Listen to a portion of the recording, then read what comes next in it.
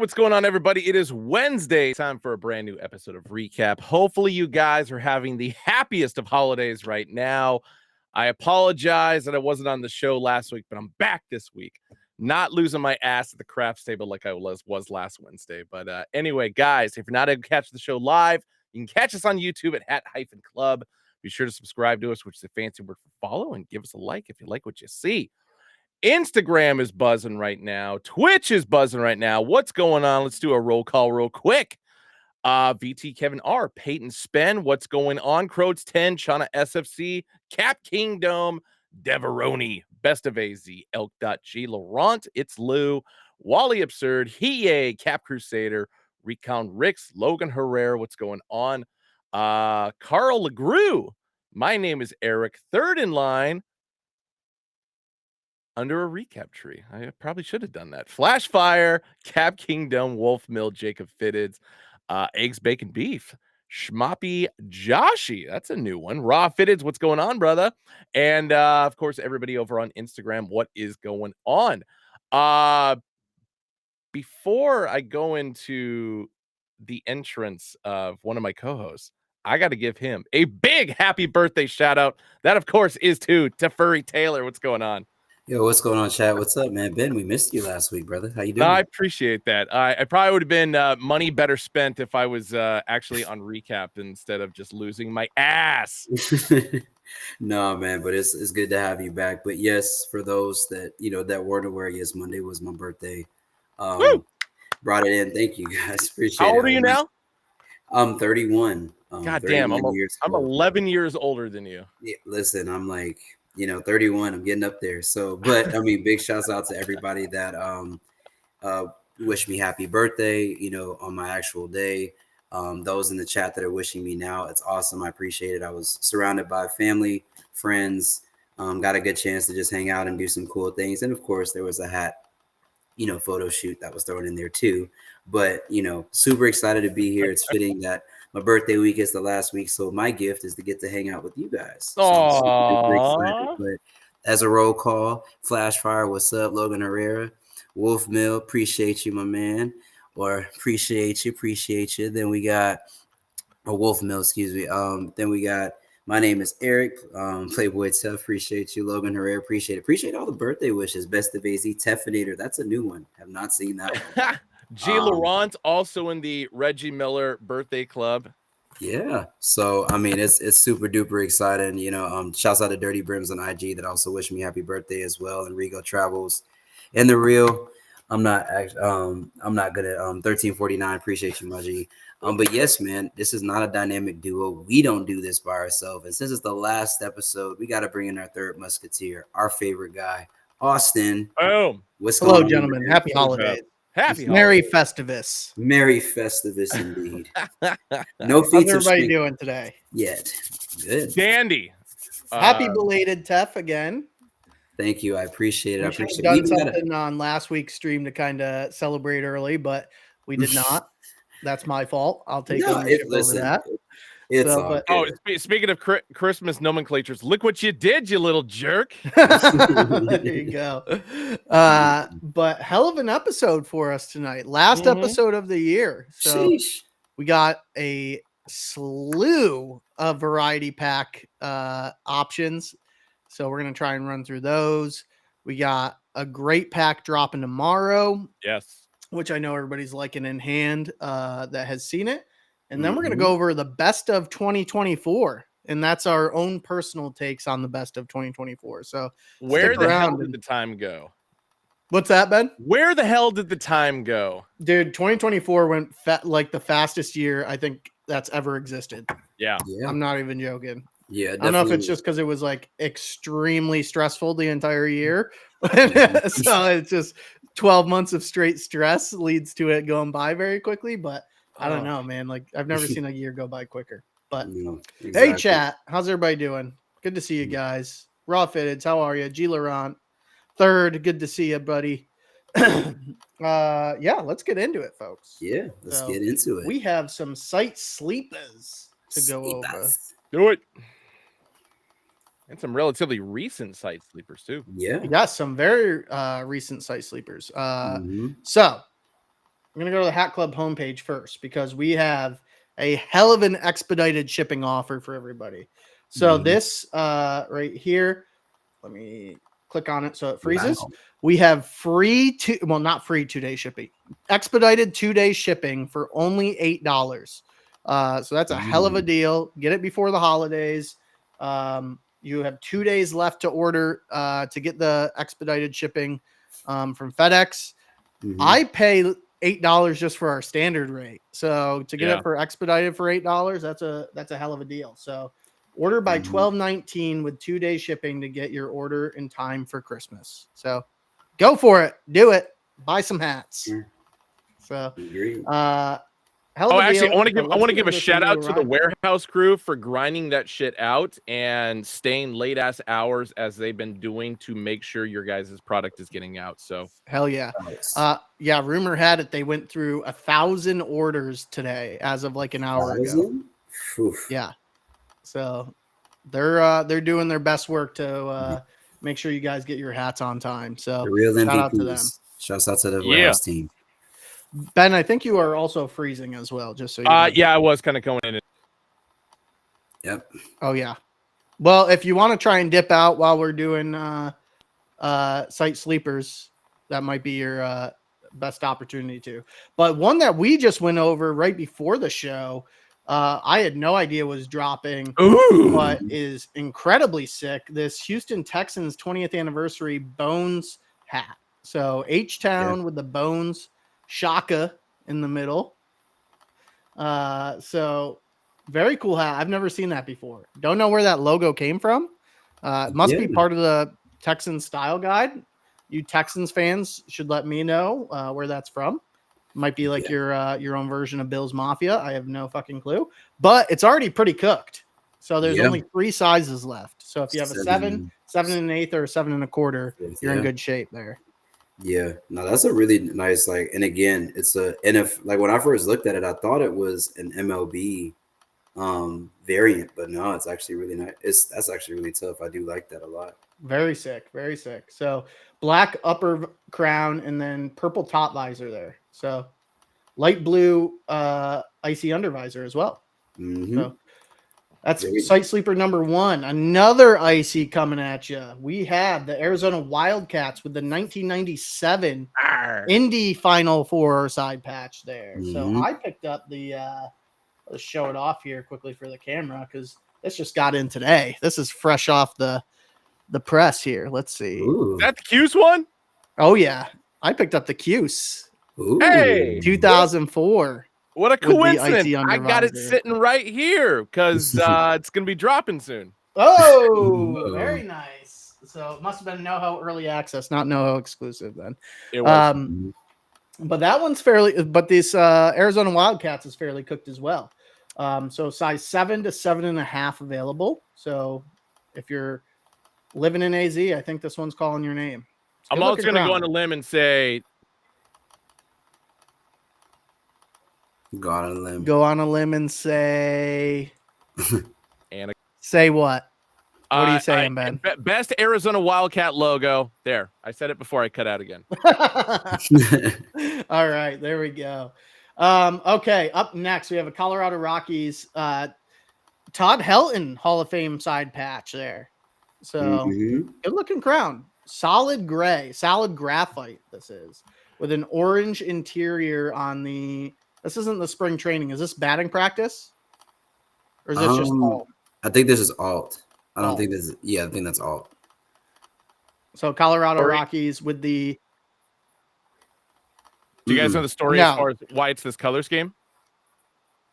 No, do not. So before Todd Helton played Major League Baseball, he was the starting quarterback for the Tennessee Volunteers ahead of a very young Peyton Manning.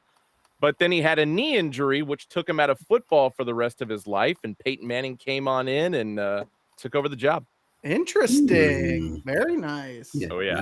That's really cool that they weave that into that hat. That's really nice. I do like that's a John move right there. And then that Hall of Fame side patch there, where the very Jersey-esque. Oh, yeah. Up next, I feel like there's some sort of hook here that I'm missing, but Philadelphia Philadelphia Phillies 1996 ASG patch, a light blue crown, green top visor, gray under, black gutter, and yeah, a mix of greens, light blues, whites throughout. Looks like that's a metallic light blue there on the side patch stitching. Can't tell if that's a metallic green as well. It might be, but I feel like this has some sort of connection to something. A lot of shout outs. Ben, I think you need to back out and come back in there. I think you need to back out and come back in because we're getting like one word out of you and then you freeze. Yeah, it's a possibility. All right, we'll see you in a second, bud. Yeah. So he said there was a lot of shout outs happening for someone. Yeah, I think it was like think of a school down in Louisiana. Okay, very nice. Mm-hmm. Up next, we have 12 Days of Hatmas. Yes. So a very, very large assortments of hats dropped this past Tuesday. So everybody remembers the backstory here. 12 designs done by 12 Hat Club employees, all reminiscent of their childhood Christmases. And then like gifts that really meant a lot to them as a child. So the only one that isn't is the one that I'm showing off first, of course. So PBJ, which just went with a Christmas colored theme hat there. Really solid looking crown. Available in some sizes, 7 to 7.5. So all of these, chat, most of these are very, very broken or sold out. All of these besides the V-backs and the PBJ are like single digits available. Because the PBJ and the V-backs had the highest quantities to them. So that's why there's the most sizes available as well. But the Houston Astros for a very specific WWE or WWF event at the time. So, cooked up by Luis. That completely got cooked yesterday. And then we have the 1 minute sellout from Geza. So shout out to Geza for creating a dope crown. I own this crown myself. Beautiful crown. Detroit here, Detroit with the rose. And then the first time we've ever used this side patch for this Detroit Tigers script. I think that's what made it cook so quickly. Very unique, but also very clean at the same time. So shout out to him. That was his first ever hat with Hat Club, and he absolutely crushed it. So we have the V-backs, pretty much a full sizer in here. Just a 6 7/8 is gone. And again, this one had the good stock behind it. So this is your best chance of scooping up one of the 12 days in your size. We have a very crazy Yankees hat cooked up by Freddie. If you got a small head, you're good. Otherwise, you're cooked. The Jags Kings hat is also cooked. So shout out to John on this one. Very nice, unique crown. I think a lot of non-Jags fans are going to be wearing this very regularly. So that's good to see. Love people wearing more NFL, just random teams. I love it when we change up our assortment there. We got Ben's crown here. Shameful that it's not sold out yet, my God. Yeah, it's dookie that it's not sold out yet. Yeah, it's true. So Ben's favorite Christmas present as a kid was a Green Day album. So light blue crown here, gray top visor. What was the color used in the script, Ben? It's kind of like a faded metallic gold. Goldenrod, maybe? Yeah, it's probably a good way of putting it. Red UV on this one, and black gutter, I believe. Yeah, black gutter. So good looking crown there. Like I said, single digits available in that. We have mine that also has single digits available, which was the Super Smash Seattle. So red crown here, black upper visor, metallic front threading with metallic pewter, metallic red, and then flat yellow. A very nice 2023 All-Star Game side patch, and gray under on that, if I didn't say that. Yeah. Up next, we have the Cleveland Guardians. So this was cooked up by AB. This also has very limited size left there. So 7, 7.25, and 7 3/8. So solid crown, metallic blue and pewter on the front. What solid white threading as well for the baseball. Progressive field side patch there, and it is a gray UV. Good looking crown. Not a lot left. Chiefs, beauty of a crown with the San Francisco Giants with the Inog side patch there. Metallic pewter on the front with the white outline, gray under visor. It's actually a two-tone, if you guys can't tell there. So it is a graphite top visor, but it's a black crown and a graphite button. So the Chiefs' favorite game favorite present as a kid was a PS2 game. Was it PS1 or PS2? PS2. PS2?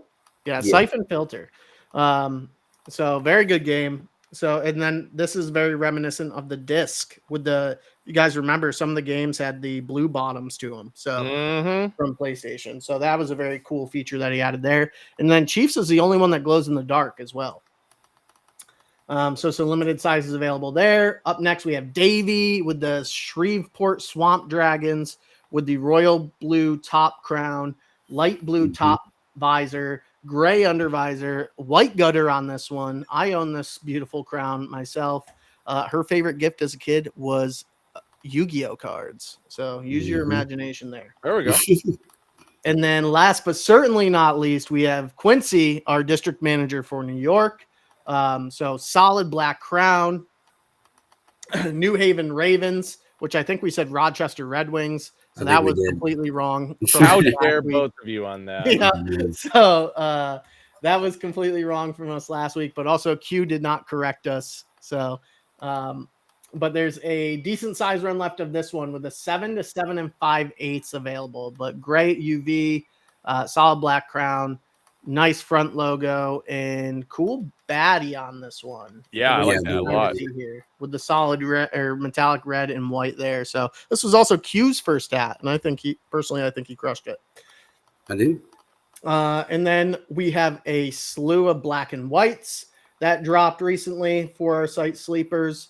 We had a bunch of ASU hats drop as well. Big 12 champion ASU right there. There we go. And then just a mix of different variety pack hats, including the return of one of the Olympic or what did we call it? It wasn't Olympic. So I fudged that. Was it the gold medal pack? Opening ceremony. Opening ceremony. Opening ceremony. The return of the quickest sellout for the opening ceremony. So is that a different side patch? I think it is. I think it might be. Yeah. I don't remember it being that side patch, but it could have been. I have no idea, to be perfectly honest with you. But yeah, so that is site sleepers, folks. Hell yeah. A lot of good hats out there, and especially with that $8 2-day, that's a steal, man. Especially wherever you are. Like normally, all of your shipping is dependent upon your zip code. So take advantage of that, guys. Get you some hats. Do it. All right. Speaking of new hats, are we ready to show off all these fabulous collections that we've got coming in over the next? Actually, we're going to extend this one through December 26th because that'll be the last official collection. And because we're not doing a recap episode next week, which is Wednesday, the 26th, of course, is a Thursday, we're just going to show it off, give you guys a bit of a sneak preview on this. So awesome. Without further ado, you've seen it on social media today, yesterday, and probably the day before. This, of course, is the Suede Brim collection. Going to give you guys some closer up details on every single one of these. Black crown, nice little dark horsehair khaki suede for the button and upper visor. White stitching for the front logo. And then for this one specifically, a combination of yellow, orange, Kelly green, metallic Kelly green at that, metallic gold for the side patch. All of them are going to have a black and white flat stitch Batterman logo on the back. All of them. Stickers are going to be on the bottom because you don't want to mess up the suede upper visor.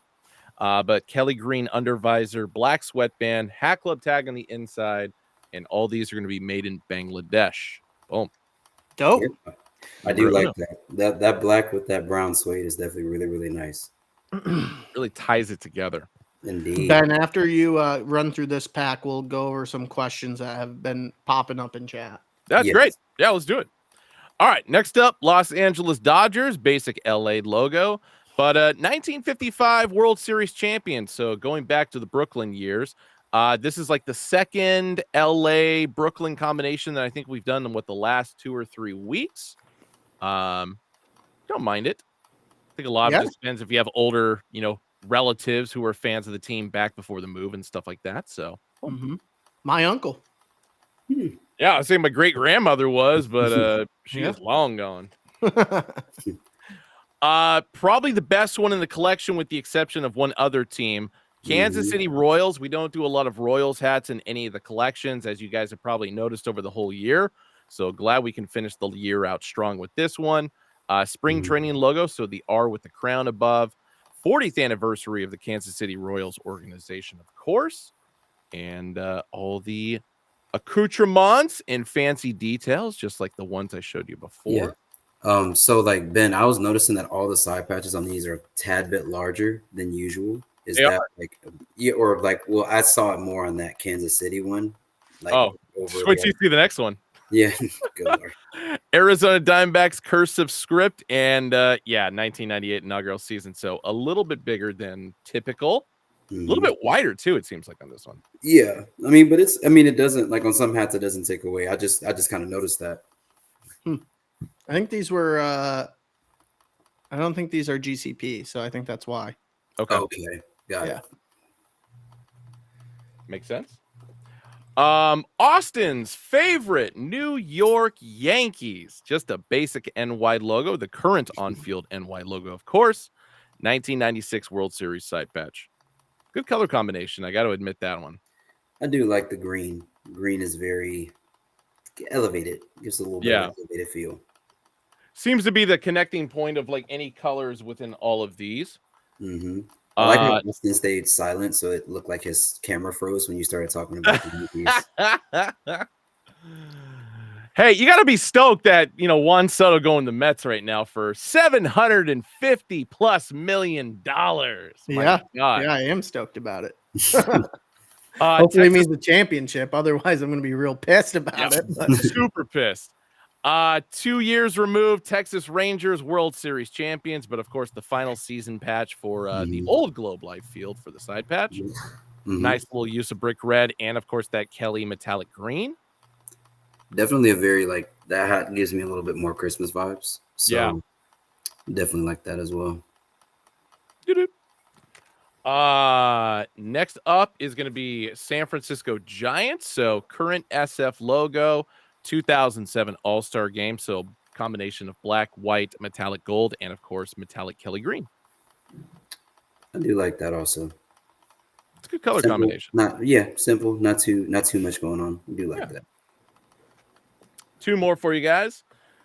St. Louis Cardinals up next, just the STL logo. Notice the STL logo has been creeping in a bit more with these collections, which I'm not mad about. An inaugural season for 2006, new Busch Stadium for the side patch. Love it. I think this is my favorite side patch of the collection right here. I'm in agreement with you on that one. So actually, as much as I disapprove and dislike the Cardinals organization, I do like how this one came out. And the final one, of course, is going to be probably my number 2, actually, the Baltimore Orioles alternate logo. So O''S with the 30th anniversary of Oriole Park at Camden Yards. One of 3 that didn't have the incorporation of the metallic Kelly green, which is kind of unfortunate because I felt like it really would have, picked up boldly in this one.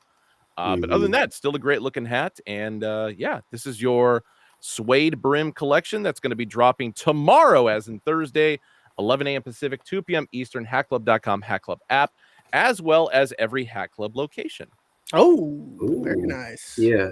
What I was actually curious about was I'm surprised we didn't do a Chicago Cubs with this. I'm kind of in agreement with that one. Yeah, with the Wrigley Field for the Ivy, since we're using green through that, I'm curious. I was curious, but still, very, very solid pack, like all of them. Would have been money. Yeah, what's your top 3, Austin, or if you have one? Oh, I think I'm going O's in the top spot. Okay. San Francisco in the 2 spot. Ooh. Okay. And St. Louis in the 3rd. Okay. Yeah. I just had it. Tef, which way you going?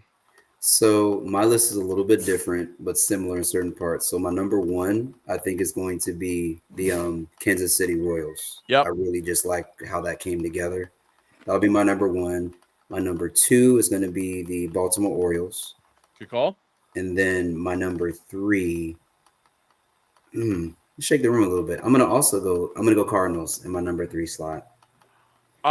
Mine is the exact same orders as yours, Tef. So Royals, Okay. Baltimore, St. Louis. Mhm. Yeah, I think that's just the perfect wrap up on that. So yeah, tomorrow, Suede Brim, 11 a.m. Pacific, 2 p.m. Eastern, hackclub.com, hackclub app for you guys. Yep. Oh yeah, I Exactly. love it. All right. Time to circle back on some questions. Bring it on. Time to just do a little education here, folks, on how to use the search function on our website. So we've had a slew of comments coming in asking about NFL, adjustables, and NHL. So, and then also the international. We have a few international people dialed in right now, so that's awesome to see. So we do have a good update on our international shipping that we just got this past week. So we're pretty much good to go anywhere in the world now, besides some countries that you could imagine. But that was a good update from our e-commerce team that we should be able to ship just about anywhere. So I saw some people asking about UK, Australia, etc. You should be good. Okay. So feel free to order away. Can't guarantee you how long it's going to take to get to you, but you will be able to order from us. So, okay. So NFL, very recently we dropped a metric shit ton of NFL Stone Domes. So Boom. those that are asking us, why haven't you dropped NFL recently? We have. So, this is just one. If you go in and look, search Stone Dome, you'll see it pop up. We have a lot of teams here. This dropped last week, right? Yeah. Yeah. So These this dropped last week. Yeah. So if you missed it, no big deal, but they're available on the site. Also to show you that this Eagles is very, very cooked, but that is like one of my favorite crowns from that pack. So also, if you search by league, folks, if you go to the homepage and search by league, you can also see everything NFL that has dropped recently, and it automatically updates based off of recent drops. So go through, search all these. You can go through by the league itself. There's a lot of plain Janes on there, good Giants, A-frame there. So not only can you search by league, but you can do by team if you just go up here to the top. So I think one person was asking for a Bills. So if you go to Bills, you can see all of our Bills inventory available. Not a ton, not going to lie. I'm a Bills fan, and I wish that we had more. But some good crowns up there as well. So, and some on sale as well. Okay. Yeah. So, Flash but you was can noting Austin. He was saying that they're. So does it update based off of the because again the online website is just for sellable inventory. So if there's a team, let's say like the Cowboys, if we don't have any active Cowboy hats, would that be a reason that someone wouldn't see the Cowboys in the teams list? Correct. Yeah. So let's see if we have any Cowboys hats. We do have Cowboys hats available. So they might not be a Hat Club custom that you're used to, just because that's a larger challenge for that organization to get customs approved. So, but there are Cowboys available on hatclub.com. You can also check out the NHL inventory that we have had drop recently as well. So we've dropped a lot of NHL very recently. Specifically, the San Jose Sharks have dropped a lot of NHL products recently. Very good looking hats there. And there will be more NHL. So I know people want more NHL. It's coming. Don't worry. We're not slowing down. One in which I'm wearing on my head right now, which is going to be dropping soon, which is Mitchell and Ness fitteds are making a return in NHL. So not only New Era, but Mitchell and Ness fitteds will be making a return. So I know those flew the first time that we did those. So don't worry, folks. That's all coming. So that's a Yeah, little rundown and as to how if to we haven't done navigate your this. team yet, don't worry. They're coming. Right. Yeah. So like this is a Rangers hat that is going to be dropping soon for Mitchell and Ness, and it's a pinky, very good looking crown. I had to scoop it up, so it's all coming. It's all coming. Don't worry about it. NBA hats will be popping up every now and again too. Not at the frequency as MLB or NFL or NHL at this point, but they still will be coming. So fair enough. So yeah, I think I was just making sure that we didn't have any other questions. and college was soon as well. So like yeah, so I fresh showed off 2 and that, 4. the Yeah, Syracuse fresh. hat that I picked up. Yeah, 'cause so I'm fresh going 2 and 4. When you were saying what time Eastern does the Suede Brims drop tomorrow, that'll be 2:00 p.m. Eastern Standard Time. So if we ever say the standard time to you guys in future episodes, just know 11 a.m. Pacific, 2 p.m. Eastern is like the standard time for most of our drops. Our drops typically happen on Tuesdays and Thursdays.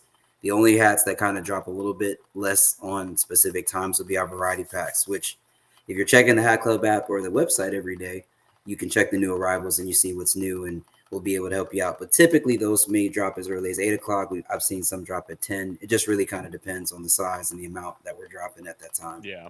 And sometimes we're nice and we'll tell you when they're dropping because we're nice like that. Recon Ricks stock is pretty solid for the black suede. So Yeah, if you need to grab a it'll be couple good of them, there. you'll be good on that one. Yeah. Vibe Conda's asking if we're doing any NWSL soon. I don't think there's anything in the works. I don't even know if New Era has that license. I don't think they have do. that license. So, but like it's yeah, I don't know. So Big show, Villanova. Yes, because I think I mentioned this before. I helped design the Villanova hats that are coming out because that's the kind of guy I am. you're a Villanova guy? I was growing up, yeah. Villanova basketball, baby. Just a chill guy that likes University of Villanova. Wildcats. Villanova University. Go Orange. All right. Back to and Elk Dot. In regard to your Nova Knicks comment right there. Yeah. You may or may not be seeing a Villanova colorway Knicks hat in the not too distant future. So you can also thank me for that one. Man, that if that would have dropped, I think during the time that squad was together, I think that would have been like an instant sellout. I mean, I still think will be a good sellout, but I think during that time, that just would have been peak. Yeah, I got to give kudos to Justin too because he's the one that's actually designing it. I'm just throwing him the ideas. So appreciate you, Just John. Had to throw on the summer of 94 real quick. All right, Benji, what do you got for us next? We got a lot of hats to run through. Moving on into this upcoming Friday. It is one of 3 variety packs that's going to be dropping between Friday and Christmas. Starting with a nice little 6-pack here. I don't know which way to go. Actually, I'm going to start with this one instead. Yeah, hi, TTV. I said 94 on accident. Should have been 95. Ooh, so Minnesota Twins up first. So M logo, that is going to be a optic white with the metallic silver border and a little bit of metallic electric blue as well. Triple H Metrodome, so all metallic green, neon green as well, a little bit of metallic pewter in there. Don't know if there's any kind of a storyline behind this one. I kind of feel like it is on account of the color scheme. Definitely is. It feels very cool fashion. Yes, metallic icy blue or royal blue and metallic silver for the flat stitch baddie on the back. And this is a Hat Club original pink underbill. I actually really, really like this out a lot. Definitely giving me believe that type vibes. Okay, so what I'm seeing in the comment actually is what was going on in my head. So, yeah, I feel like that might actually be it. Is that pewter in the roof of that Metrodome? Yeah. Yeah, that's nasty. I'm sorry. If that's the top of the pack, I'm really excited. If this is like I should say the least one of the pack, I got to see what the best is. But this one right now is in my top slot. So basically, what everybody in the comments is saying is it's time to play the game, and that was the first thing that popped in my head. So I'm glad in my head I was correct about this one. So yes, yeah, it seems like there's a couple of different. Yeah, it could be a lot of different things for that. I could understand why people go different directions. Oh yeah. All right, next up, this beautiful Chicago Cubs little bear face, so Ryan Sandberg era sleeve patch logo for the front. Combination of a very light brown, a little bit of peach, and of course hot pink or fuchsia for the circle around. 1998 All-Star Game for the side patch. Beautiful array of highlighter colors going on there. Flat stitch baddie on the back, and retro green undervisor, black sweatband, Hat Club tag on the inside, and this bad boy, as well as the Twins one I just showed off, made in China. People are saying this is a restock. I don't remember this. No, so I think no, this is not a restock. No, it's not. No Ox pack, but it is very. It's giving me graduation theme vibes. You know, if you know, you know. But fuck yes, that guy. Yeah. These are all dropping on Friday, in case you guys are wondering. So Friday at 8 a.m. Pacific time, 11 a.m. Eastern time. So yeah, it's like we were saying it wasn't the Ox pack restock, but yes, guys, this is that was a hat that had released before, but it's not the. Oh, so it is a restock. Yeah, we just don't. Oh, okay, I say we as if I speak for the whole community, but I will familiar. Yeah, it's like so we had the Ox pack that released with a specific album in mind. It's not the OG. Yeah, it's not the OG, but it is like I guess you could say a reimagined version of that one. So keep capping soon. Mm-hmm. All right, next up, San Diego Padres. This, of course, is in the City Connect color scheme. Brown crown, button, and upper visor. The bright floral surfer wave vibes. Love the drop shadow version of the SD on this one. It's kind of something I wish we would do more often. But 20th anniversary of Petco Park for the side patch. Boom. Yeah, definitely Cap Crusaders. This has definitely given me Spumoni vibes. Definitely. I wonder if this is a hint to say that Spumoni's may spin the block. I'm really trying to contemplate that because that's just maybe. It feels like a good combo to me of that hideous San Diego Padres jersey that they have, and then their traditional brown jersey. So hey, it's not hideous when it sells out and you can't buy them anymore. Okay. Did they sell out or did they just stop making it? Because they sold them the fuck out, man. I don't know about that. That jersey was dookie. But this one is made in China as well. I do like that. All right. I'm going to save these last two. So San Francisco 49ers up next. Saloon font for the front logo. 30th anniversary of Super Bowl 14 champions, of course, because we haven't dropped enough Niner stuff this year, and you can thank John for that. SF logo, of course, on the back. Cool gray visor, black sweatband, Hat Club tag on the inside. This one is made in China. But the last two are two that people have been harassing us about. First of which is this Cleveland Indians with the script and the multicolored in the front logo and the 2019 All-Star Game, a different 2019 All-Star Game side patch. Black crown, black upper visor, and button. Same purple and pink and white color scheme for the flat stitch baddie on the back. And of course, it wouldn't be complete without a Hat Club original pink undervisor on this bad boy. Woo! No, that's definitely clean. I think, obviously the Moon Rock, shook the community up when it dropped. So, but I also like this, specifically the Cleveland Guardians one that we released in the 1.0 of the Moon Rock. So this right here is just a little bit more spot on. A lost Ox pack, if you will. But yeah, this definitely is one that would have to come home. I'm not gonna lie, I kind of dig this one a little bit more than the original the OG one. Yeah, I feel like because Moon Rock was more of a collection, less than actual homage to an album per se. So I think like this is really spot on. Spot on the nose. And last one I got for you guys. Let me remove this sticker real quick that's stuck to the bottom. W comment eggs bacon beef. Your National League MVP Shohei Ohtani jersey hat. This, of course, is metallic Dodger blue for the script on the front, the number 17. This is an off-white or what's the word I'm looking for? Chrome white crown. Dodger blue for the upper visor and the button. And, of course, the Shohei Ohtani patch for the side patch. The Gambler, yes. Cool gray undervisor, black sweatband, Hat Club tag on the inside, and this one is made in China as well. Yeah, I have no qualms with this hat. I think it was really well done. I do like I know sometimes with off-white and blue we like to do pinkies with these, but I really like the fact that we went the gray on this one. Same. I mean, especially just because of the fact that it's a full-on baseball theme, and it's like you got to keep either a gray or a green under visor with the fit on that one. So anyway, Agreed. So funny story behind that 2019 side patch there. So people are used to the shortened guitar side patch. I actually found that 2019 side patch with the elongated guitar there, and for something that AB was helping me cook up, and miraculously ended up on this hat first. But I mean, I ain't mad about it. Look, no, I mean, it's a great patch. I'm glad I found better than the original one. Yeah. So, but yeah, so there When's was the last AB patch? and I were working on, and I was yelling at AB yesterday in Discord because we were talking about this hat, and I said Oscar's got to keep his damn mouth shut because that was supposed to be mine.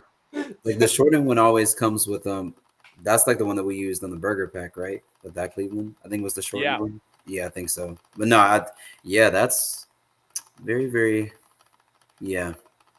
I repeat, Johnson. All right. But as a reminder, all 6 of these hats, 8 a.m. West Coast time, 11 a.m. East Coast time, hatclub.com, Hat Club app on Friday. This upcoming Friday, that is. Yep. So get them, everybody. Moving on to variety pack number 2. Let me go back to the big screen here. So we already showed you one Todd Helton retirement patch hat. Here's another one. So basic on-field colorway. So the black and purple two-tone with the purple button up top. There is the Todd Helton Hall of Fame side patch. And this one's going to come with an icy blue undervisor on it, as well as a Hat Club tag on the inside, a black sweatband, and this one is made in China.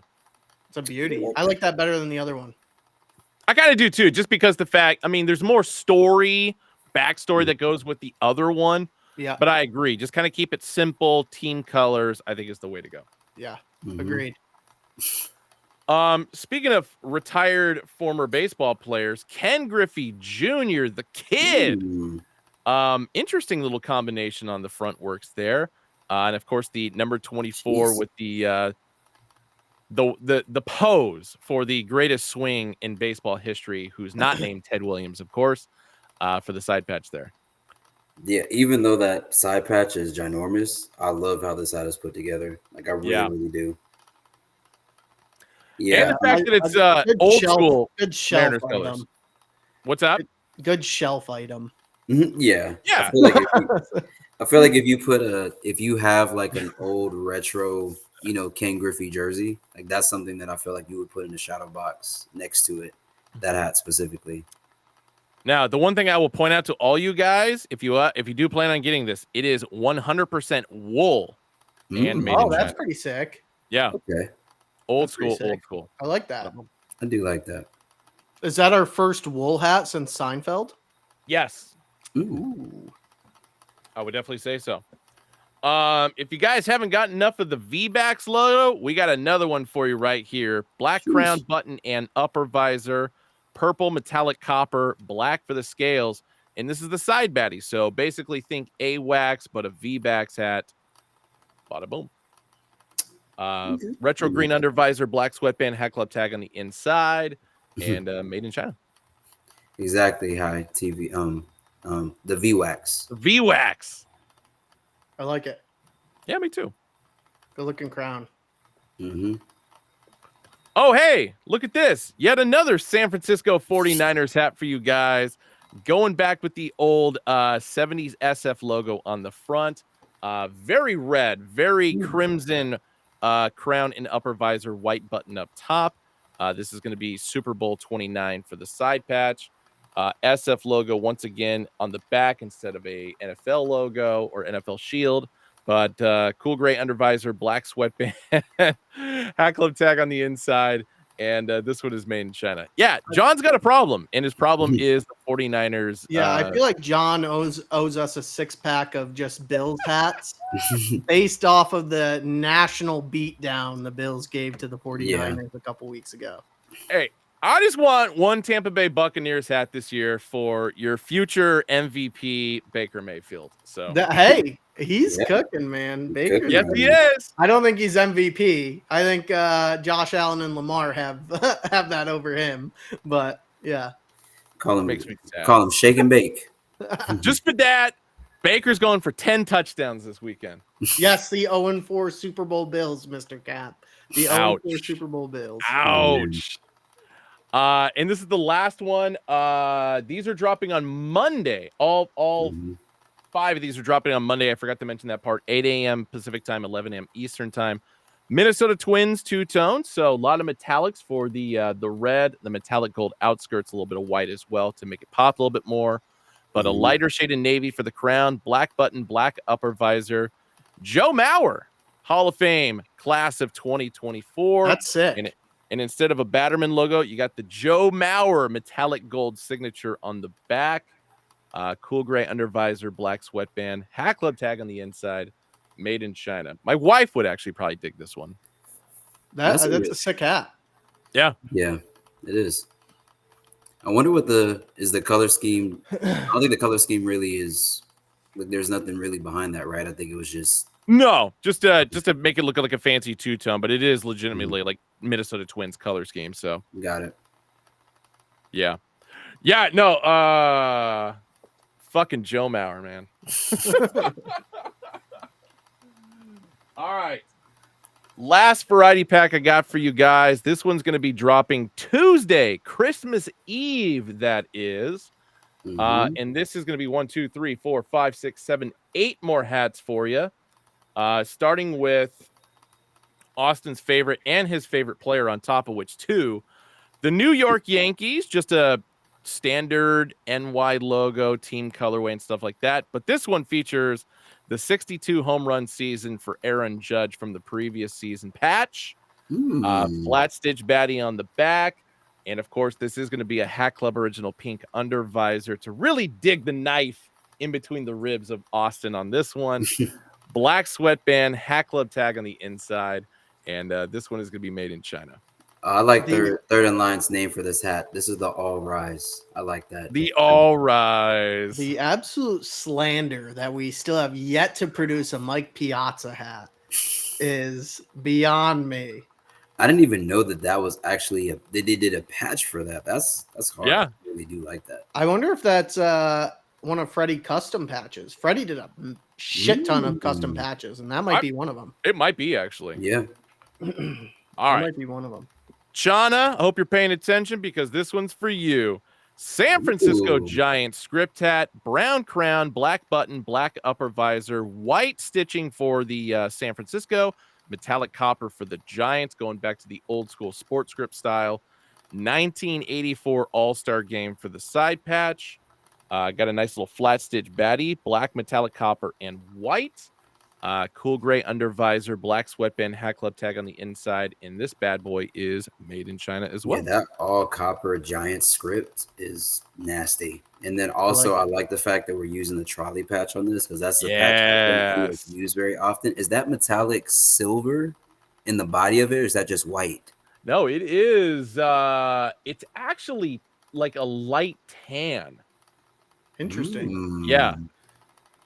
Yeah, I can see that. Yeah. Yeah. I would like to see more hats with that script style on the front, though. So would I, because I think it's only the Giants, the Yankees, and that might actually be it. That might be the only two that we've actually gone with this like separate cursive style for the nameplate. Yeah, stuff. You could go a lot of different things. Oh, and Raw Fitteds is saying that hat is actually available at the Great Mall store. Yes, it is.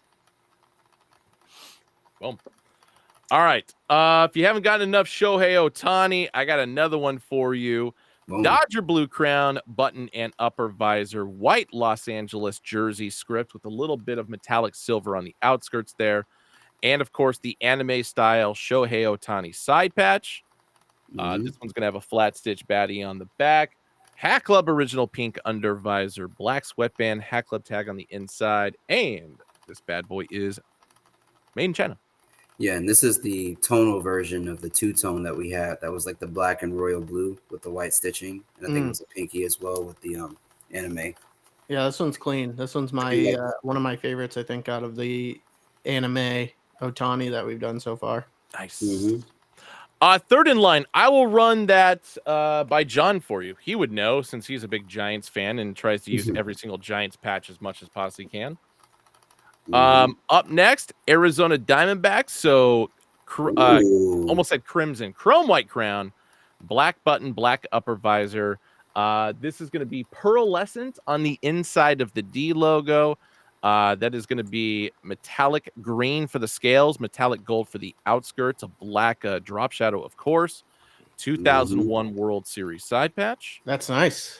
A little bit bigger of a patch on the side, but not terrible. Yeah, I dig it.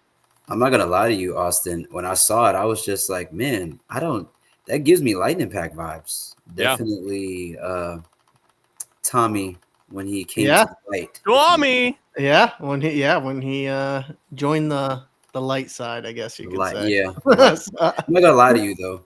Definitely Dark Side Tommy was as a kid. Ooh, it's a pinky too. It's a pinky. Yeah, Green Ranger was like the OG Thanos.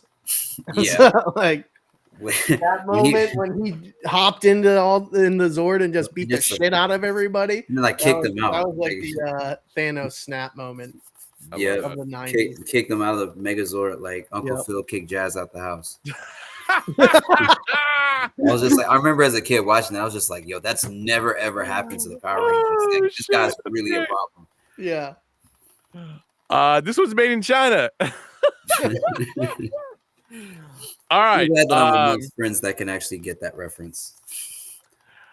Hey, guess what? Another San Francisco 49ers saloon script.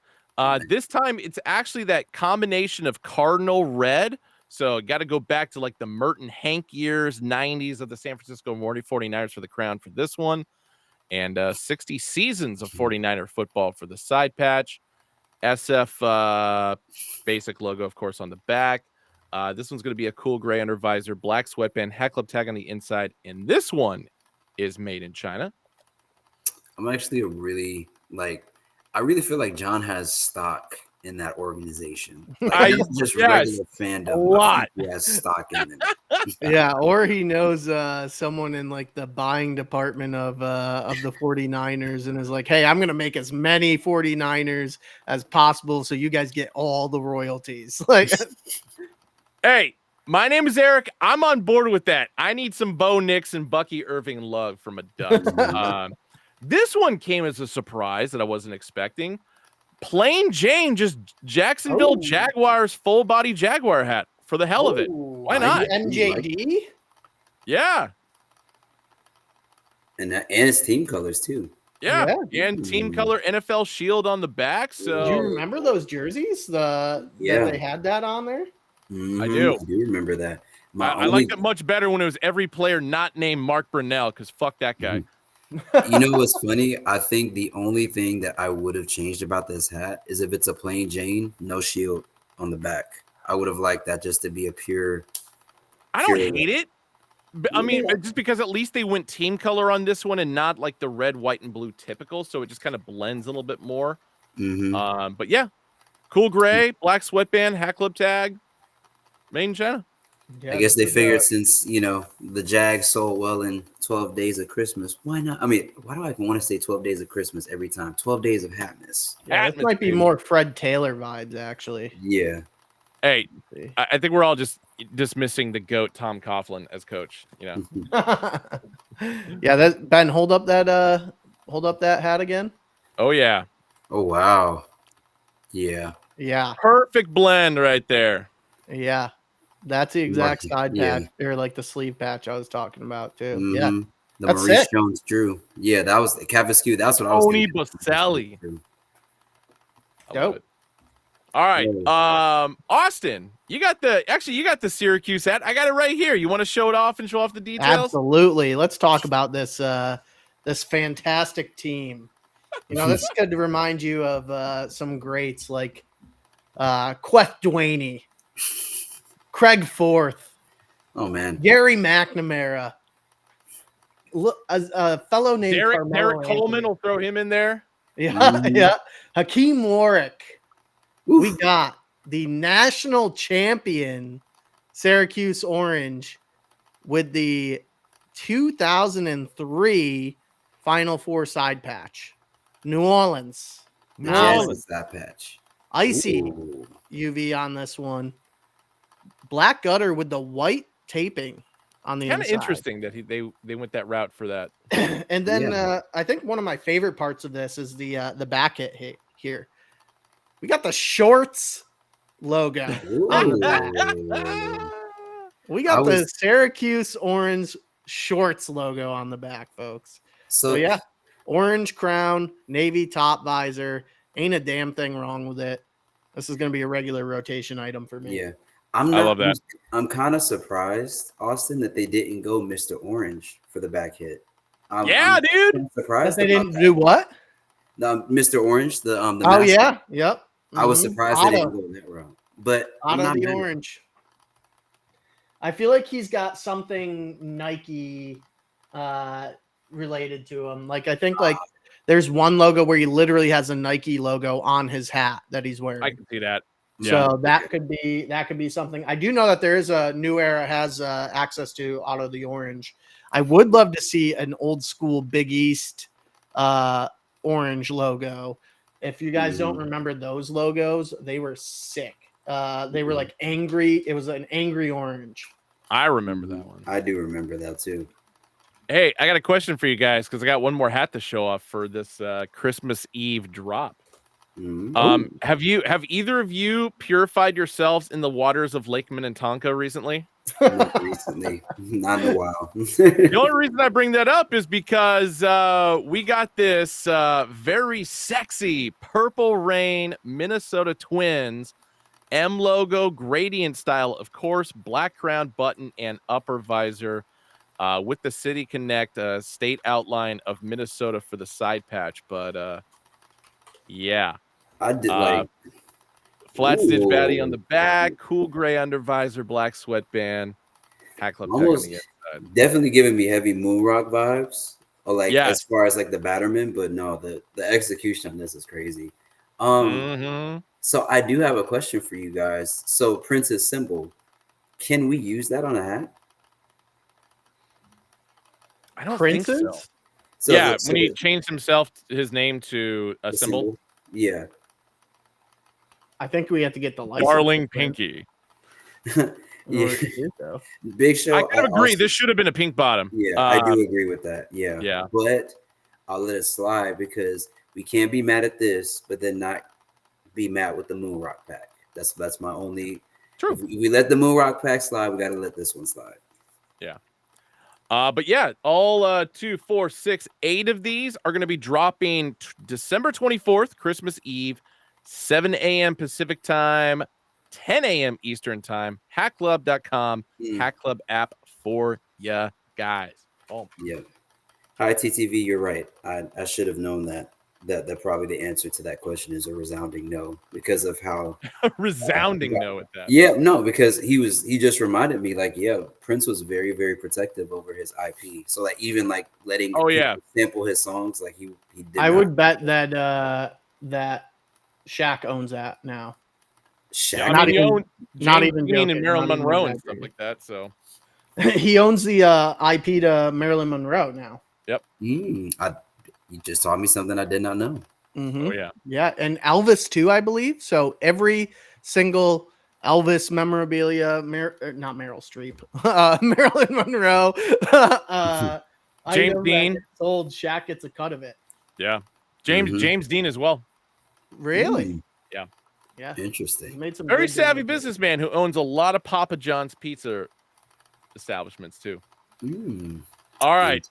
We got one more collection to show off. This one's pretty massive. This is going to be the collection that's dropping the day after Christmas, so December 26th.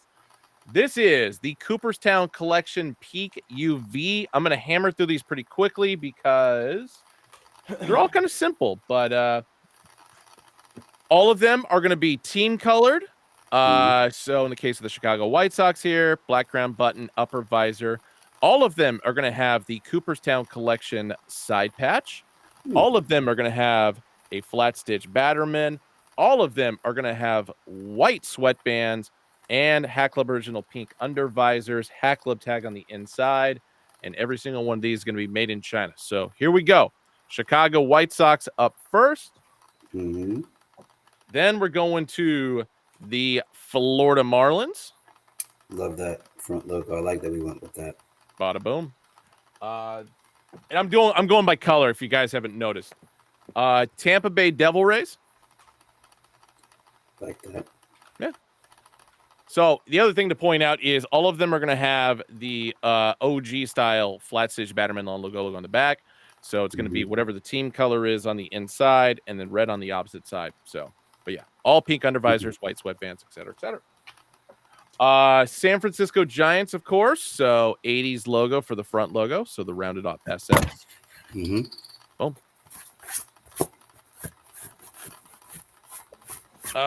Pittsburgh Pirates, Justin's favorite team. Very solid. I like the fact that these are all literally. He's not being facetious like he is about me with the Yankees. Yeah, exactly. And of course, the 1980s cartoon style full body bird for the Baltimore Orioles, which is one of my favorite front logos for the Orioles. Pretty dope. I Yeah, dig it. like that. Yep. All right, so that's going to take care of the black crown, black upper visors. Moving on to the red, we've got the St. Louis Cardinals. So red crown button and upper visors, STL logo in the front. And then once again, all tonal new era flags on the side, white sweatbands, pink under visors. I don't know why I said black. My God. Philadelphia Phillies. This is going to have the interleague logo for the front logo. Cooperstown, of course, for the side patch. All the other details the exact same. So that's going to do it for red. Moving on into royal blue, we've got the old school version of the New York Mets logo. So a little bit wider. Is this Austin approved? This is Austin approved for sure. It is Austin approved. Yeah. Hey, CG691, you want the Cubbies? You got the Cubbies, but it's going to be the old style C logo for the Cubbies, of course. This, of course, is the same logo that Team Cuba uses for the World Baseball Classic. Yeah. Mr. Cap, yes. Yes, it is. It's the OG, the 1.0. Toronto Blue Jays, mid-90s muscle bird. Yep, that's a beauty as well. Yep. And then last for the royal blue, of course. Sorry, Recon Ricks. It's got to be the Dodgers. That's sick. Yeah, I mean, we typically don't have a MLB logo that large on anywhere on a hat, so it's pretty dope to see that Cooperstown patch have that large of an MLB logo. And then we got the navy blues last. There's going to be 7 of these. So New York Yankees up first. Don't even know why that was produced. I think you know why it was produced. Boston Red Sox up next. Again, I like the fact that we're seeing more Boston. Good for us. Good for the city of Boston as well. Yeah, gonna save this one for last. Houston Astros, mid to late 90s Open Star logo for the front. Indeed. So all navy blue, metallic gold, white. Boom. Then we got the Disney era Anaheim Angels, so the winged A logo. Bada boom. Then we got San Diego Padres. So this one's going back to the mid to late 90s. So the dual colorway as far as the SD logo on the front and a little bit sharper on the angles for the SD logo, of course. But yep, white sweatband, pink under visor, just like the others. Then we have the standard current on-field logo for the Seattle Mariners. So the S with the compass on the inside. And this one I had to save for last because it's my personal favorite. Not my favorite Tigers logo of all time, but it's my number 2 as far as ones that we can still use, of course. That is the 94 alternate D with the tiger jumping through it. The interesting thing about this one is the Tigers only wore this as a two-tone, so navy crown, orange upper visor. So never as a full body all navy hat. So if you guys are looking for this particular Tigers hat or you're a Tigers fan for your collection, there you go. Very nice. So that's going to do it for the 5950. Hey, they never wore a pinky either, so there we go. That is valid. We also made A-frame versions of these hats as well. So if you guys are into adjustables, there's your snap feature. There's your A-frame. So starting with the Houston Astros, of course.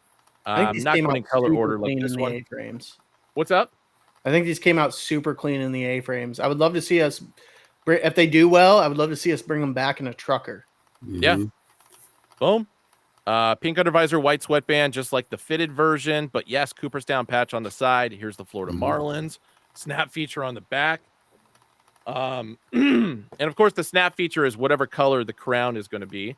So Seattle Mariners is up next. Followed by your New York Yankees. Yeah, unfortunately, no A's in this collection. Yeah, And no A's. Braves, too, No which I'm very Braves, no surprised D-backs. Yeah, there's a lot of teams that aren't involved in this one. Chicago White Sox up next. Kind of an interesting drop shadow style. This actually reminds me of the 2013 spring training logo, where it was actually kind of that same threading style. San Diego Padres once again. So the interlock SD in two different colors. Anaheim Angels. Excuse me. Disney era Anaheim Angels. That's a nice looking one. Indeed. San Francisco Giants 80s logo. There wasn't a 5950 version of the Giants, right? There was. There was? Okay. I missed it. New York Mets up next. I surprisingly like that a lot as an A-frame. Yeah, kind of me too. Yeah. This was the only one that came as an A-frame and not as a fitted, oddly enough, but Arizona Diamondbacks. Okay. Yeah, I don't know why we didn't do a fitted version of this one. So, whatever. And then the last three I got for you is so Baltimore Orioles once again. 80s logo, full body bird. Another one where I say I like how it looks as an A-frame. It's nice. Los Angeles Dodgers. So the royal blue snap feature on the back, pink undervisor, white sweatband. And last but not least, the only red one that we did for an A-frame, that of course is the Phillies interleague logo. That's very clean. I dig it. And that's it. Yeah, I had a good question. All these are going to be dropped. Teams ever worn pinkies? And I think wasn't one of the Mother's Day collections? Yeah, years ago. Mother's Day, yeah. I think they had pink UVs on them. But yeah, the Cooperstown pink undervisor collection is going to be dropping the day after Christmas, so December 26th, 11 a.m. Pacific, 2 p.m. Eastern, hackclub.com, Hackclub app. And I'm not sure if actually I think stores are getting these as well. So no, they're not. They're not actually getting them. Oh, only going to be online and and on very the app. nice. Yeah, I mean, there was a few call outs for other teams that people wanted to see. So D-backs, A's, Braves. Hopefully these do really well. I think they're super clean and Freddie cooked these up, so I know that this was his baby. But I hope they do really well, so that way we can bring in more teams. Very happy a Mets was produced, but I want everybody to get their taste. Boom. Besides Yankees fans, I can kick rocks. Naturally. Hater. Naturally. All right, what are we moving into now? All right, so Tuff and I talked about it last week, but I can't believe it's already going to be January. It's already made 2025. So time moved very, very quickly. But same as we've done for the past few years now, we're going to be doing our best of 2024 edition. So the recappies, I think, is what Teff and I called it last week. So the recappies. But we're going to be going through our top 5 collections, top 5 campaigns, marketing campaigns, and then top 5 hats in general. So I guess we'll probably do collections first. So Benji, I don't know if you want to kick it off with yours, but let us know, chat, if you agree, disagree, if anybody thinks that it's absolutely filled with slander. Some of these, let us know. There might have been some hard bias in this one just because of that good-looking fella that's in number 5 spot right now for the Yeah, Garden. Ben definitely had some biases when he came up with his favorite marketing campaign too.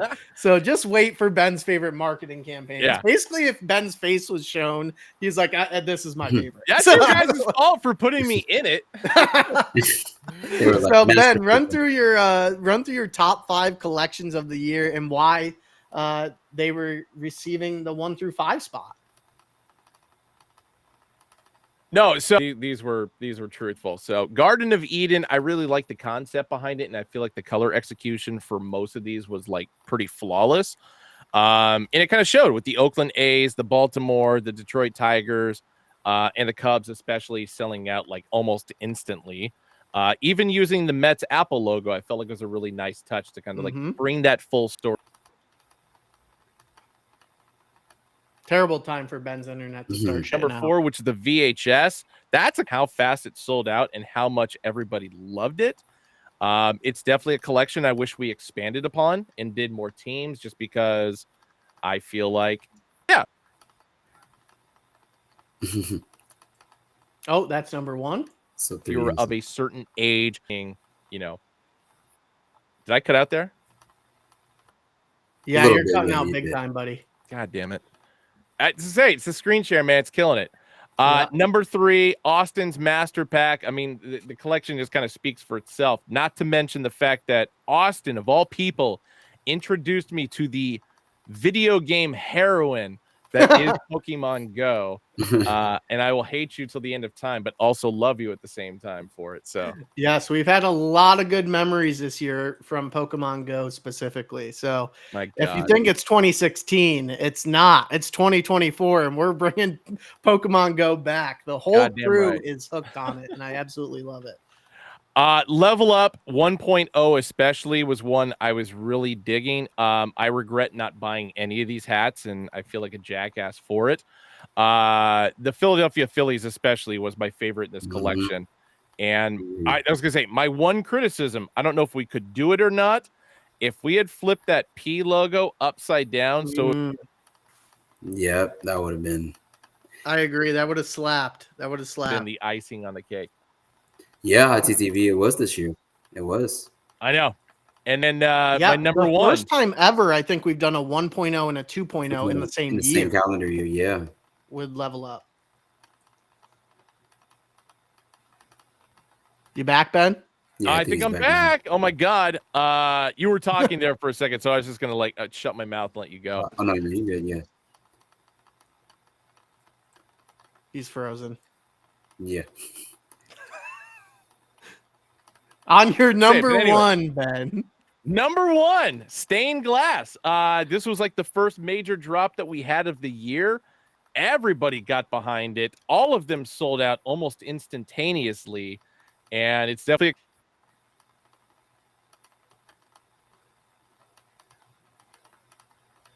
Benji. Definitely. Okay, I'm gonna try and hammer it again real quick. So, number 1, stained glass, first major drop of the year. Freddie absolutely killed it on these. Everybody got full support behind it. They sold out immediately. They look beautiful, and I hope we expand upon it. Yeah. You got it. You got it, man. I think we'll go on to the next one. Screen share. It's my gulag, man. Yeah, it is. All right. Who's up next here? Is it me or is it Tap? Oh, it is me. You. Okay. So my top 5 collections of the year. First off, it's not really a collection. It's a silhouette. Wow. The number 5 spot for me is going to be A-frames in general. The boom of A-frames. So I've been in this industry a very, very long have some say too long. But seeing the A-frames come to a rise and have that share of like popular silhouette with the 5950, I think was really good for the industry. I love it when new silhouettes and new styles come in and like change people's look and vibe and more items to collect, honestly. So really good silhouette. I personally have a bunch of them. Probably my top collected style of the year was A-frames. I collected plenty of fitteds, but I probably have like at least a dozen A-frames now. In my 4 spot, I have Cowhide. So this is a pack I personally do not own, but I just think that I don't know if this was Freddie or John. I think it might have been Freddie. Yeah, it was Freddie. It was Freddie. I thought this was masterfully done.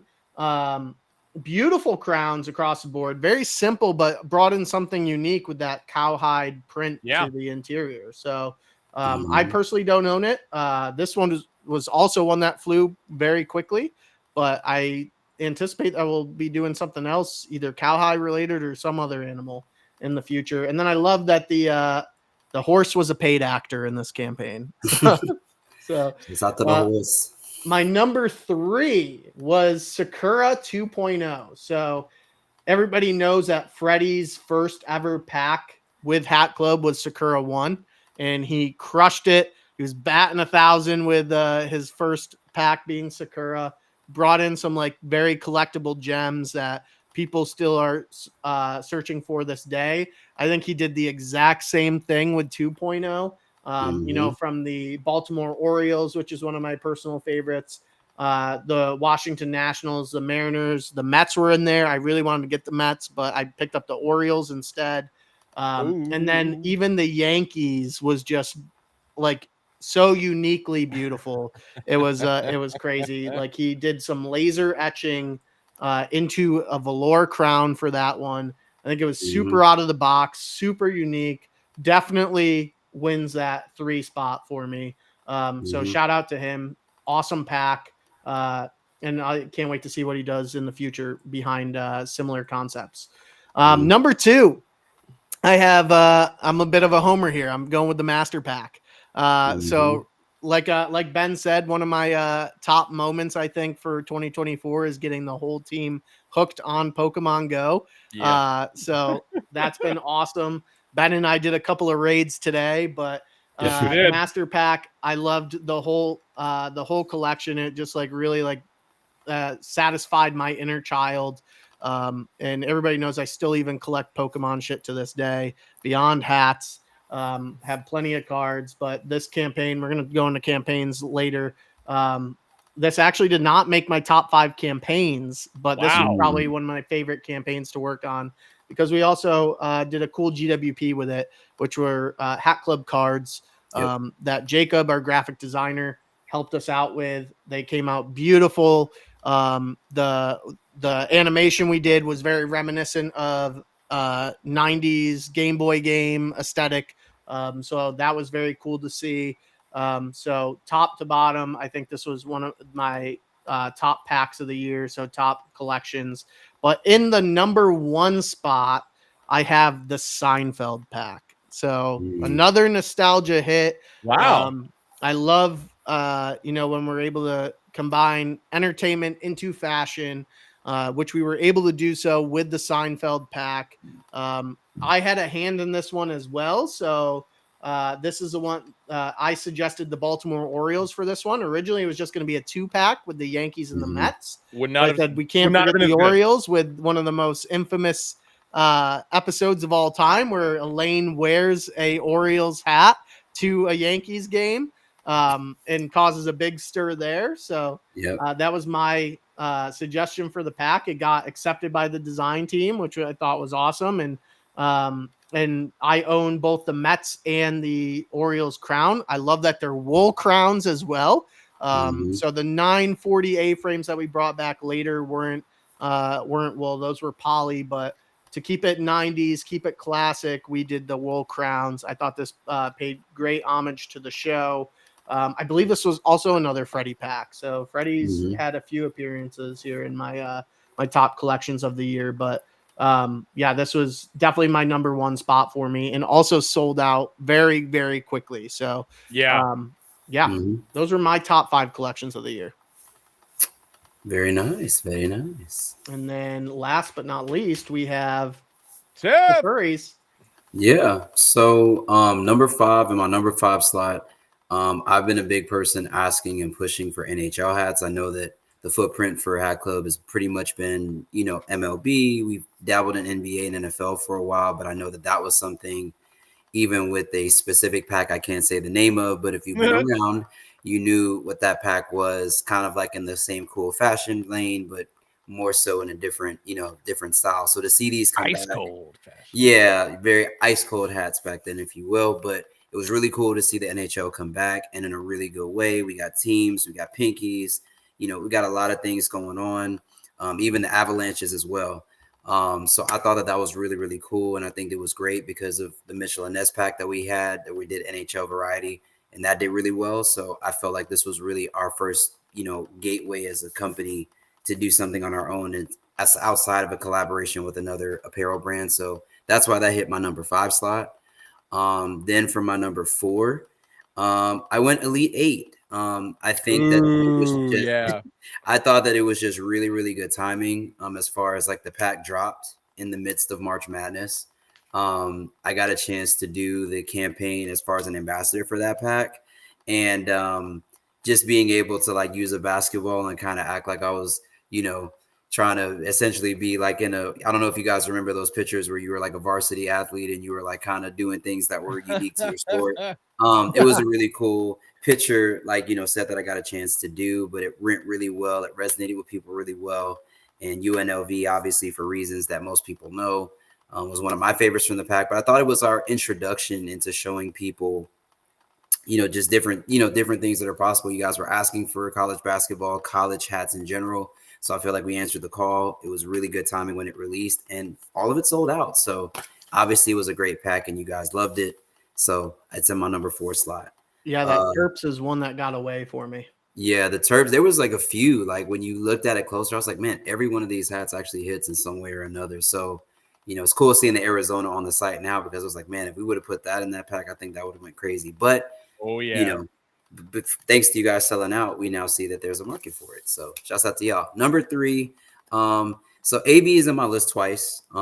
This isn't because I'm trying to butter him up, but when Wild Panda dropped, I thought it was super dope because AB as a designer, I think over the course of this year has done a really great job of storytelling, color placement, just designing. I definitely have a lot of his hats, at least that he's released this year. But I thought that this pack was really cool because you got a chance to see AB and Davey kind of play off of each other. Davey, from when she was doing female fitted direction, the first iteration, I was excited to kind of see some stuff come from her. And I think this pack just did a really, really good job of showing off their strengths as designers and just as storytelling. Then on top of that, you had the FNF event that was happening in Phoenix, which is dope because that's home for them. So I think that there were just a lot of aspects of the drop in the collection in general, from AB's Baby Boy Brooklyn to Davies Cubs, as well as her Phillies. I thought that this was just a really, really good pack. It had a lot of good hats in it, and I believe all of them sold within like 24 to 48 hours. Yeah. There were 0 misses in this pack for sure. Very proud of those two. And then the other thing I like about this pack too is you had the Kachina, for the Coyotes. That was kind of like, to me, when we were starting to really play with the idea of, hey, hockey hats are coming back. Let's really see what that looks like. So I think that this pack in general, I think kind of even set the footprint of how we did things from a design perspective and release perspective moving through the year. So good. Shouts out to them. Shouts out to the homies. Love you guys. I did a great job. In my numbers, Ben had something to add for this one. Oh, really? Yeah. He was going like this. Oh, go ahead, Ben. No. I was just motioning, just okay. All right. You're number 2, Tef.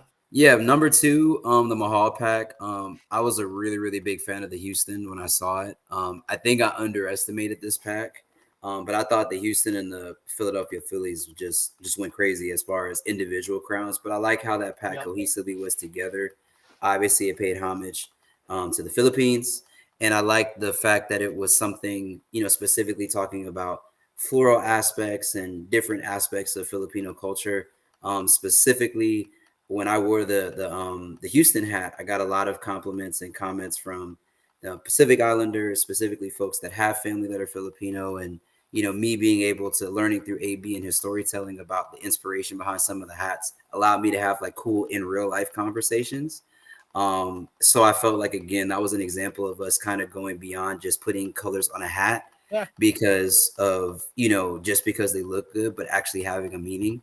So I think that that's another reason why the Mahal ranked up really high for me, because I think it was unexpected. I don't think as a hat company you expect people to delve that much into culture, specifically Pacific Islander and Filipino culture. So I think that that was a really cool way for us to connect with the community through hats. So I thought Yeah. that that was really dope.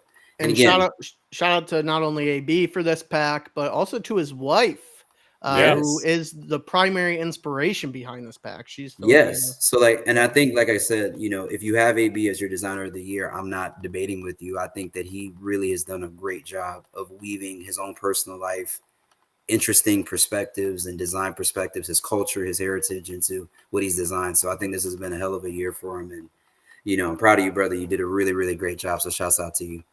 And then number one, or yeah, the twins was for his wife, for Megan. Yep. And then number one, Master Pack. I'm a little bit biased. One of my favorite memories as a kid was I had a Game Boy Color, the green version, and my first video game was Pokemon Blue.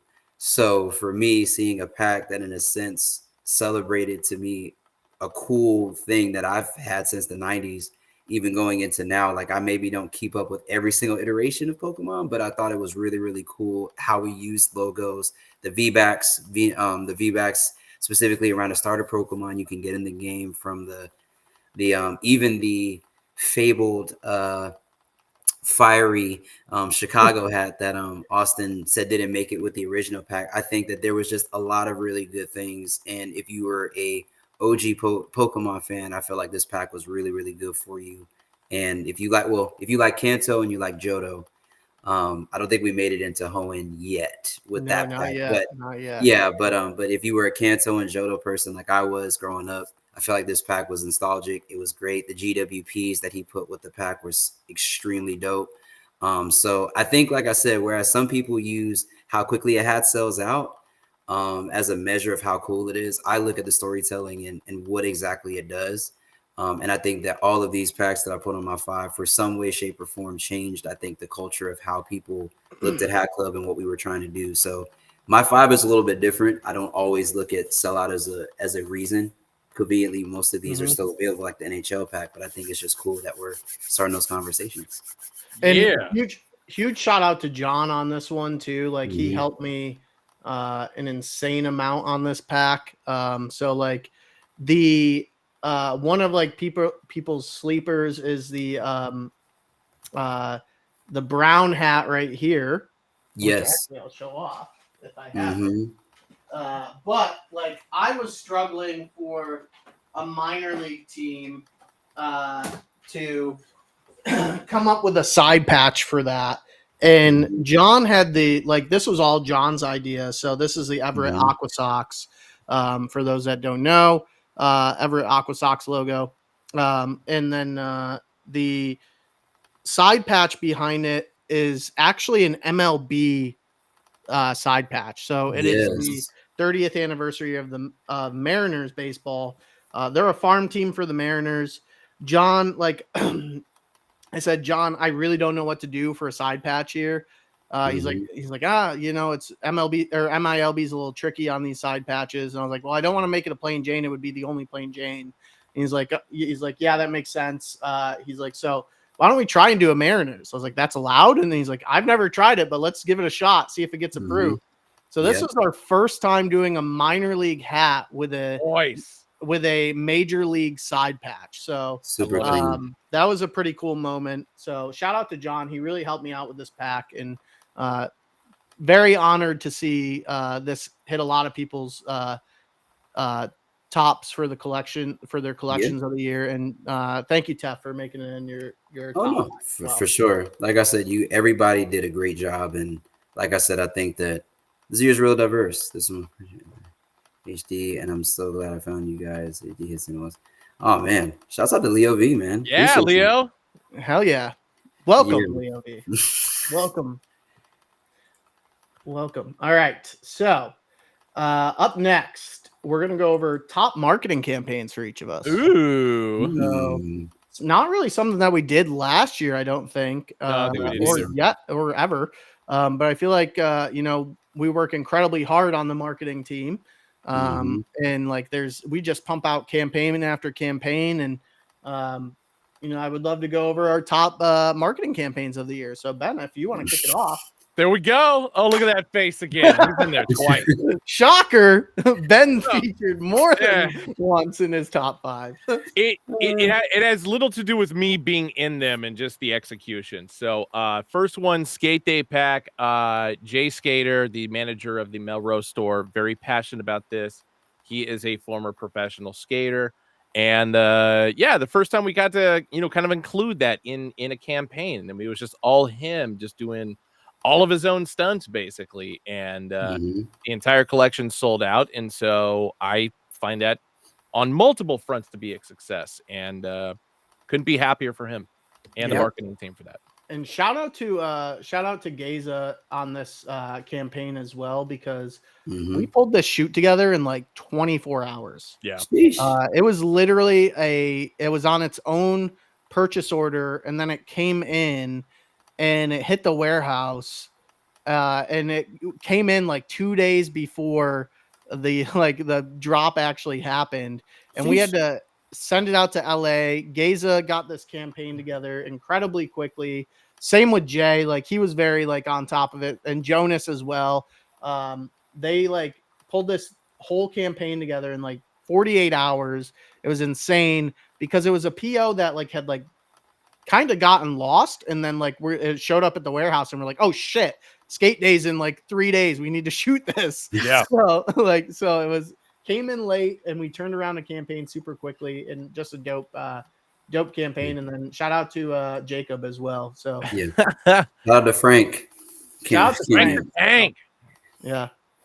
Garden of Eden. Yeah, we could just skip this one. No, it was just funny. Shooting that out here actually in Oakland in front of essentially a green screen and stuff like that. And I can't remember who it was that pitched the Bob Ross idea. Me. But yeah, it came together. I don't think I pitched. No, I think it was on there. I was just like, yeah, I didn't realize that I needed to see you as Bob Ross, Ben, but I'm glad that I saw it. I'm glad I witnessed it. And one of my favorite stickers now of 2024 is Ben Ross. Boom. We don't make mistakes. We just call them happy accidents. Exactly. Yeah. My number 3 was the fireworks campaign. I'm spacing on the name of the group of guys that helped this. These fools. Yeah. It was funny, and then they got to blow up a hat, which I think was great. But then more importantly, just everything that kind of came with it. There was the warning label on the inside. And I know we're talking about hat execution here as opposed to marketing, but that is part of the marketing campaign, realistically. Yep. So yeah, for sure. I just felt like it was a huge hit. The only negative I got to say about this one is it was supposed to be in for a July release, and it came in late. Yes. Yeah. Blah, blah, blah. Original intention was 4th of July release for this, and got significantly delayed, but we did all right. So yeah. Yeah. Okay, MLB Draft Pack has little to do with me, even though whoever got this headshot is probably one of the best headshots I've ever taken for Hat Club. But no, just the marketing behind it, and the fact that it also introduced other people that work for the company in a very similar fashion in the suits. Gabe, especially, he's a wild guy who's one of the warehouse managers. And I just think the overall, it was a very interesting idea that Justin put together. Yeah. And the execution that went behind it, I think, was done flawlessly. And it was just a lot of fun just to see, everybody's kind of reaction to this one. And and then once again, it sold out. So yeah, shout out to Jacob again. He's the one that created all these graphics that were very, very much inspired by 80s and 90s NBA basketball cards. We're nerds like that. Yeah. So, and there's Mitch Ben. But my number 1 is Sakura 2.0. Just the infusion of Hat Club marketing plus Japanese comic art style. That was great. I mean, we didn't do a video or anything like that. It was just nothing but just pictures. But being able to, go into other realms other than just, oh, hey, we're just shooting photos, we're just shooting video. Much in the same sense of Master Pack, of just the execution of the Game Boy Color aspect of things. I just Mm-hmm. feel like going in a different direction just creatively, and just not taking the easy route is one thing that I love about this company, and love about this marketing team. We don't cut corners. We certainly do not. No, sir. All right. Tef, you're up next. Okay, so a lot of people, so I'm gonna go number 5. It's not because there's an Atlanta Braves hat in here that I picked that. I just want it to be said. But for the similar reasons that Ben talked about, I think just the big thing for me was that despite it not happening on July the 4th, I think the marketing, the fact that we got to blow up a hat in the promo, all the way down to like the label in the sweatband, Freddie just I think one of the things that I've loved about having Freddie now as a part of the design team is I think he looks at hats in a different way. I mean, if you look at Carbon Pack, if you look at a lot of the things that he's done, he doesn't look at hats as just canvases from a perspective of logos, but he also experiments with textures, a lot of different things like what we saw with the cattle pack. Like who would have thought to make a whole hat essentially with cow print on it? So I think that this was kind of one of those examples where we took marketing to another level, as far as just making it seem and make sense. Even just the outlining of the stitching essentially being like wicking that you would see when you're lighting a firework. Like I think those minor details, albeit are not always necessarily the primary selling point of a hat, but it's just accents to make the hat more real and make the pack name and the hat coexist. I really thought it was cool how we just coincided the marketing with everything. So shouts out to them. And that's what's in my number 5 slot. My number 4, I know I don't always talk about my lore of, anime or Marvel movies, but definitely I felt like this pack in particular that AB and also Austin cooked up. I thought it was just cool because of, again, the timing. I mean, we had the 3 Spider-Mans that came up in the movies, so I thought this was a really cool way where we were tapped in with understanding marketing and really trying to push it beyond that. I mean, we have Craven that's coming out this month. So I think that in many ways, we were utilizing what was happening or what was projected and forecasted to really create a marketing around the pack that made sense. So if you were a Marvel fan, this pack was a big hit for you. And I think that was really, really dope. So shouts out to you guys for putting that together. The graphics, the memes that were done, I felt like all of them were really well placed and well timed. The next one for me, number 3 was again Wild Panda. I think shouts out to Miguel because I think the video that he did for the FNF event that actually happened in Phoenix for this pack, I think really pushed it beyond just the FNFs that were available at that event. So like if you weren't really aware of like all the other hats that were in the pack, just seeing that video and then kind of seeing how AB and Davey were kind of methodically dropping the hat pictures up to that, I just think that was a really good job because again, AB was, cooking really heavy throughout the rest of the year. Davey hadn't really necessarily had a pack yet where she was actually really doing that. And even like things like the pin, like the Wild Panda pin, I think a lot of people pin was insane. Yeah, but a lot of people forgot about that. But it was like just the way that it was marketed and the way that things were shown as the pack was being unrolled out. I thought that was really, really dope and unconventional and unexpected, I think, for most people. I don't think most people would have thought AB and Davey would have gotten together and done a pack. But again, did a masterful job. Came together awesome. Yeah, shout out to those two. Mm-hmm. Number 2, I mean, for reasons that Ben for reasons that Ben has already said, but I really just like the fact that all of the promo cards that came out, well, I say promo cards, but essentially the carousel that came out for the MLB draft pack, they all look like trading cards, which I thought was really, really cool and really, really dope. Like if you collected tops or you collected any types of trading cards, it's like it looked like that. And the fact that each of these guys were doing different things, like looking like a commissioner, calling in their picks, I thought that was really, really cool. And again, you saw a linking of the hat to how the pack was marketed. And I think that's good marketing where the collateral that you're putting behind a product makes sense. And I think Hat Club is the best in the business when it comes to doing things like that. And I think this is a primary example of that. So this is Gabe, who's our warehouse manager that Ben was talking about earlier. Rocking a gold chain on the phone, making the call for picks 1 and 2. Love it. Yeah. It's like, I think that this was like, again, when you know what you're doing from a marketing perspective, it just comes together really, really well.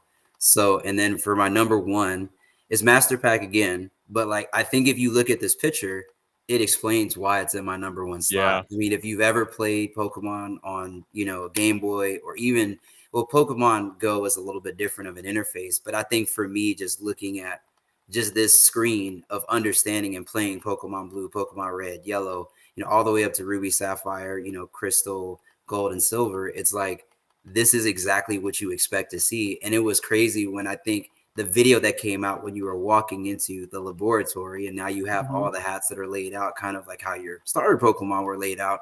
I think immediately it synaptically clicked. Like you knew what you were looking at. And I think that's really what made me excited about it. I think that was the first time I think in a year, besides the lightning pack from Austin and others that we had, where I was like really, really like my inner kid was excited. Like, yeah, we're about to actually really get low-key a Pokemon themed pack. And I was excited when the promo came out to see how the hats would actually look in hand. So again, I think this picture just summarizes why this is in my number one slot. It was dead on, spot on the nose, and really, really well done from the graphics team. I was awesome. Appreciate that. A lot of hard work went into these campaigns, countless hours, like a lot of stress. So I appreciate everybody that gets involved in these campaigns and makes them all a resounding success. My top 5, let's see. Okay. So my top 5, level up 2. Well, first let me go over my honorable mentions. So Master Pack I'll just second everything that Tef said there. Master Pack, massive team effort, top to bottom. Jacob had an insane amount of involvement on that, from helping us with the card promotion. Davey from seeding in GWP, Geza with helping get that animation through and executed perfectly. And same with Cowhide, which I think Flash actually mentioned it earlier. So Cowhide was kind of a two-parter. If people remember, in 2024, we did a first round of it with Johnny Football. So we found out Johnny Football was in town, and we got Johnny Manziel in a bolo tie, rocking hats. So we turned that campaign around incredibly quickly. Shout out to Maddie on that one. He dropped everything to go do a photo shoot with Johnny Manziel on that. So that was a big one for us. And then we followed it up with like an incredibly well done and executed campaign.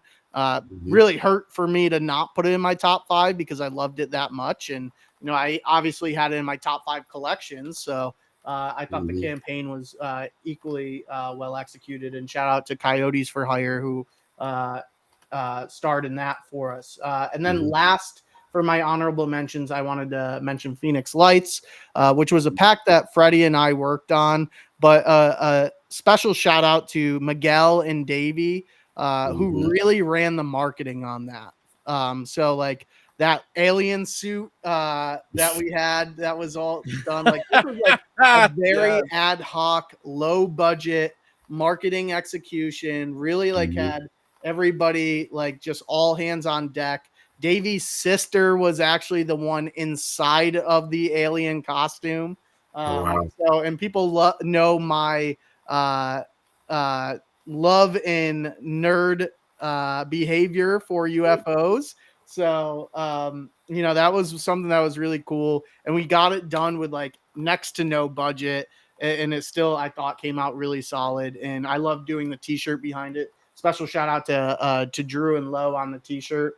They're the ones that worked on the t-shirt design behind that, which I think is probably one of our most slept on apparel pieces of the year.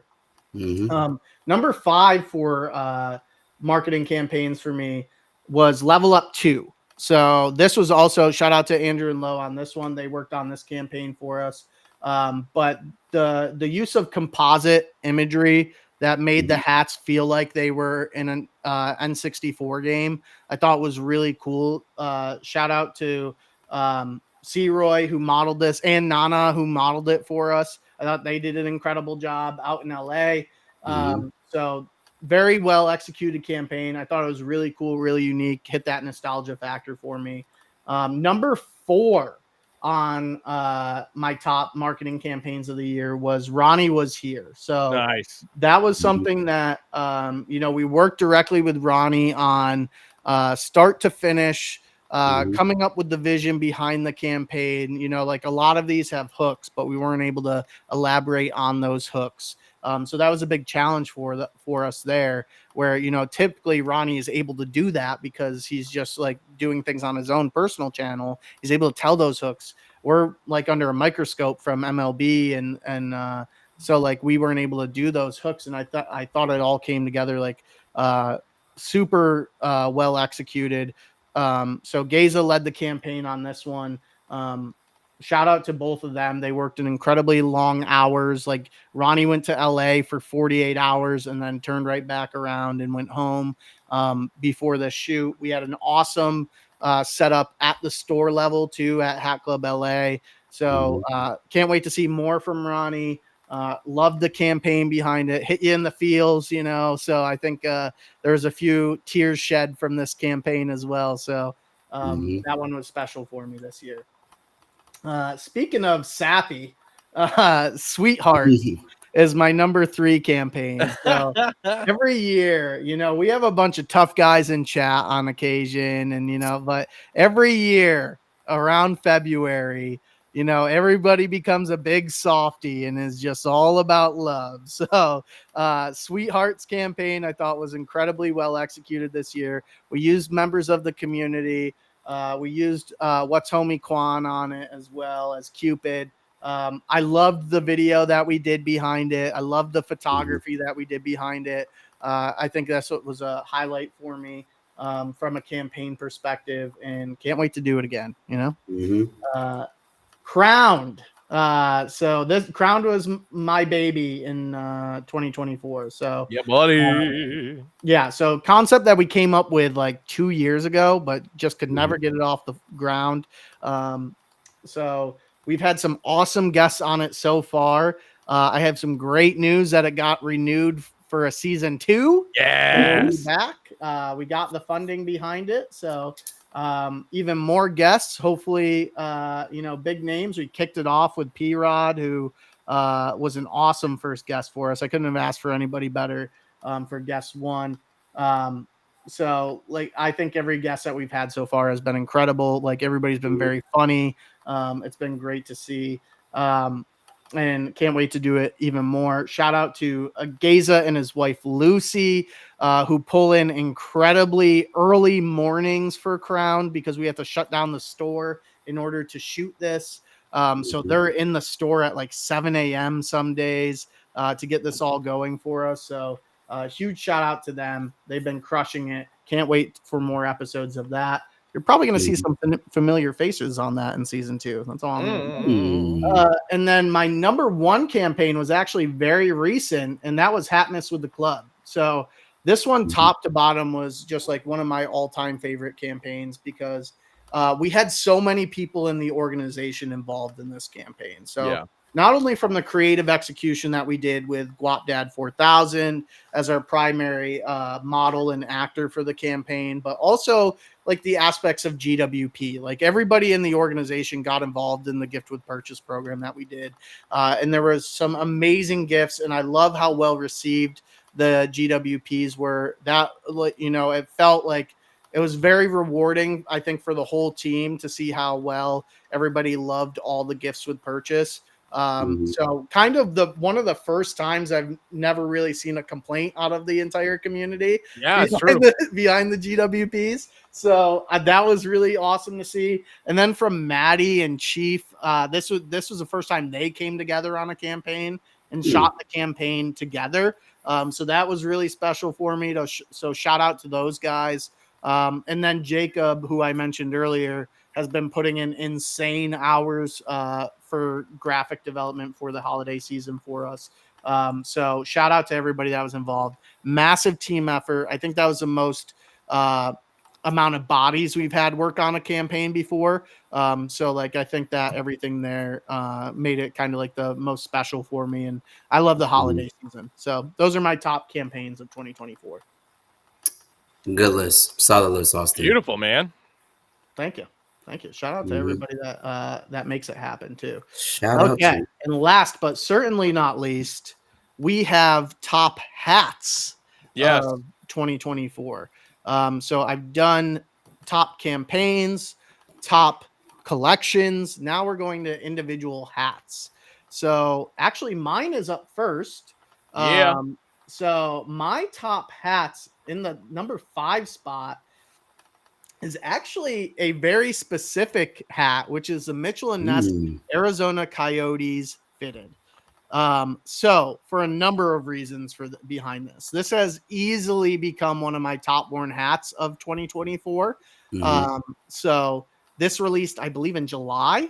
I want to say, and like all of our Mitchell and Ness hats sold out almost immediately for those. So easily one of my top wears, always in my constant rotation. It's a pinky. It's a off-white crown. It's everything's right about it. And then also just the execution from Mitchell and Ness side, the stitching is immaculate. So like I really like, besides like I am a very much a fan of Mitchell and Ness fitteds now. So like the quality and the craftsmanship is up there for sure.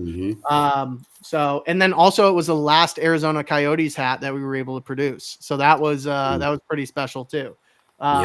So well, I'll go into my honorable mentions as well. So my honorable mentions included the ambassador packs. So I want to say like 4 or 5 ambassador hats from the year. I couldn't narrow them down into my top 5, but shout out to all of you guys for creating some dope crowns.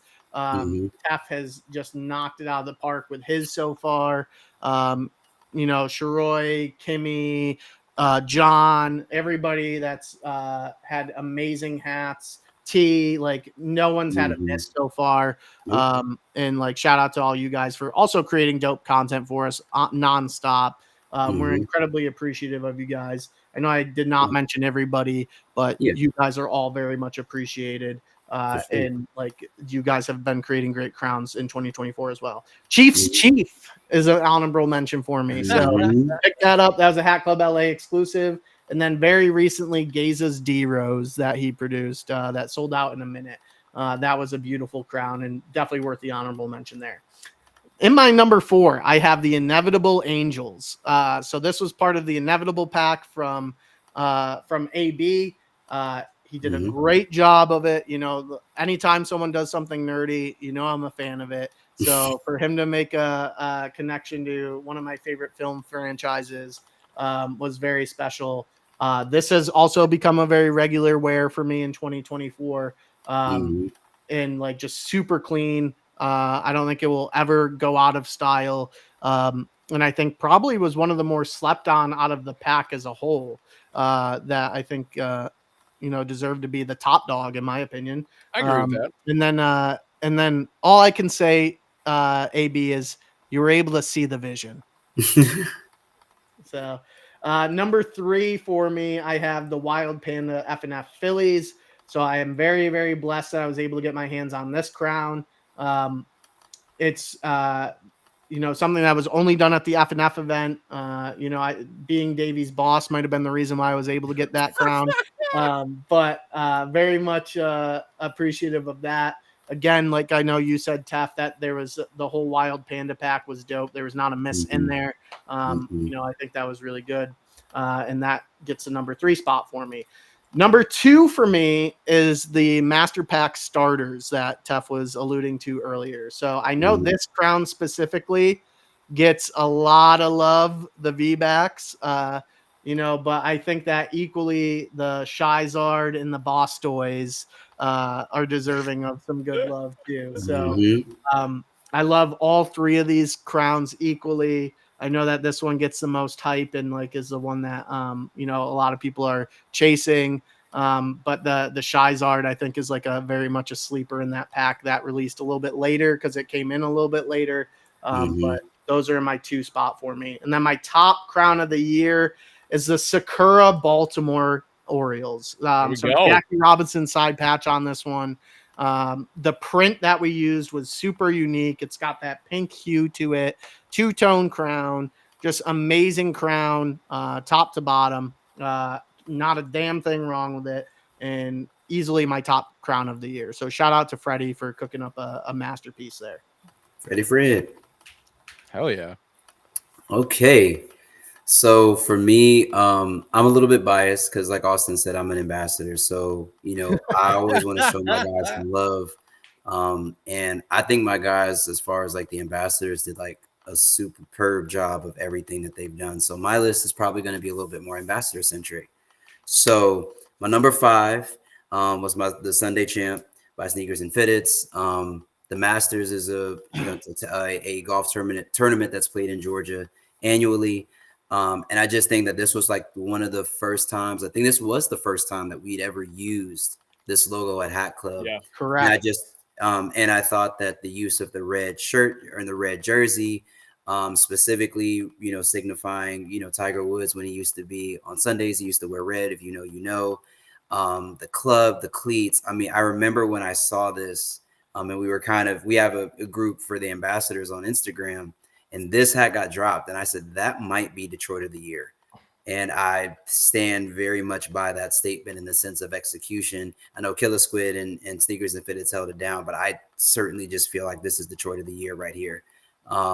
Extremely well executed, well done storytelling wise. Shouts out to Mark for knocking this out the park for real. Well, we're in good company because that's like one of my like favorite hats to wear as well. So shouts out to Mark for that. Really well executed, really well done. I like Third's comment there. A hat unlike any other. Yeah. Tef letting us all know about the mat. Yeah, listen, Third in line. I forgot who I was talking to. My bad. Number 4 is special to me. Shouts out to my brother Just John. So funny story about this hat. We flew out to San Francisco, a group of us, to go and shoot the promo for it.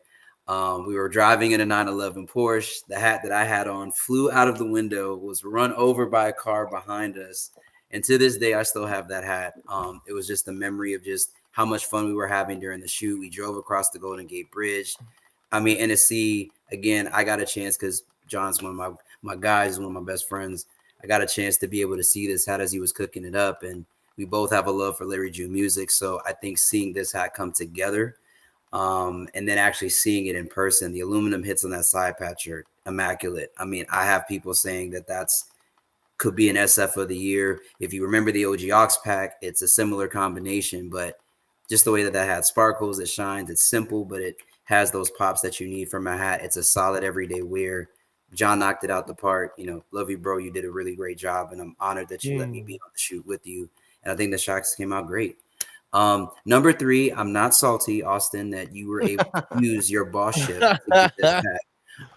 But yeah, when Davey released this hat, I think for 2 reasons it stuck out to me. One, since the Heartbreak pack, we had not used that specific P for the Phillies. So it had been a while since we had seen that. You'd only seen it typically on the Centennial patch for the Phillies.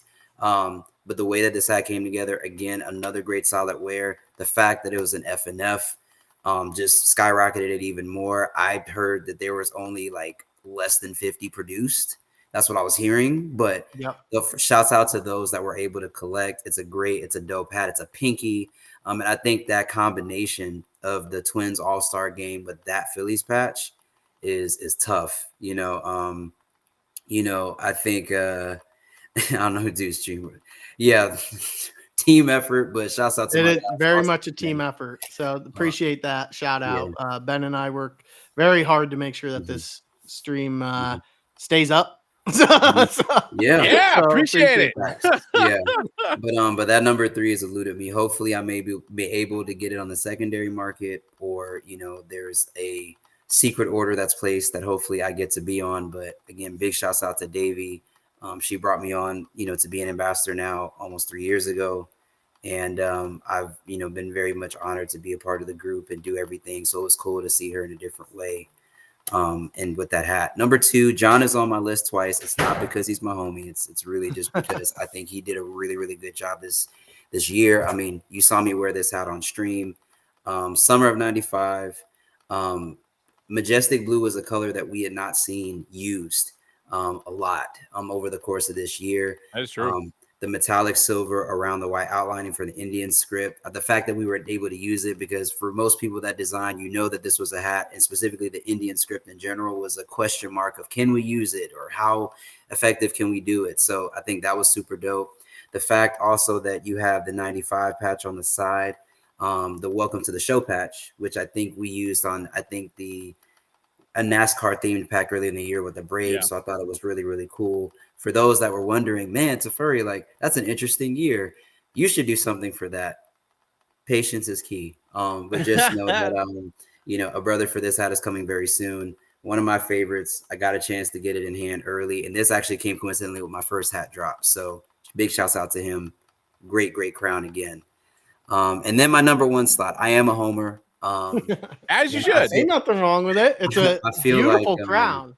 Yeah, I feel like for everybody, I always give people their flowers, and I figured on my list I should give myself flowers for this hat. It wasn't my first. This hat had stuck around for a while, and I'd always seen people do things with the 99. Obviously, for Atlanta Braves fans, the 99 World Series is not great for us. We lost to the Yankees, but I've always loved that. And I think what I love the most about this hat, and to answer High TTV's question, it's not so much that I don't love my first hat. I do love it. I love the reception that it got. I think you guys sold it out.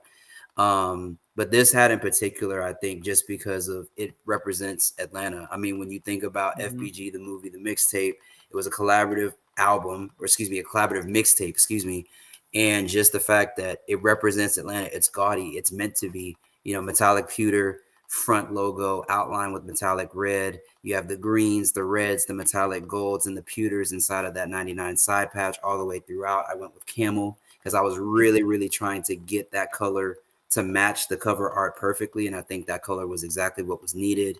It was a gray, so it didn't really need to be an icy or a pinky per se to really get people excited.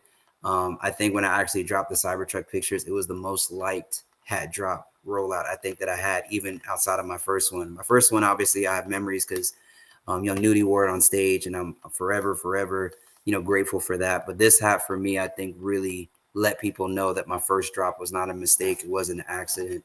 I know what I'm doing from a design perspective, and I think this hat sold out. And I think like Gaza's, it sold out in less than like a minute 50 or something like that. So I still get DMs about this hat. So that's my top 5. Super duper big shout out to everybody that released anything this year, because to release your creativity is a vulnerable experience. But I'm honored to be in the group and be honored to hang out with you guys, for real. Dude, always a pleasure to have you here, man. For real. Oh, I guess it's my turn now. Yeah, last in but my shitty ass photos that I sent you.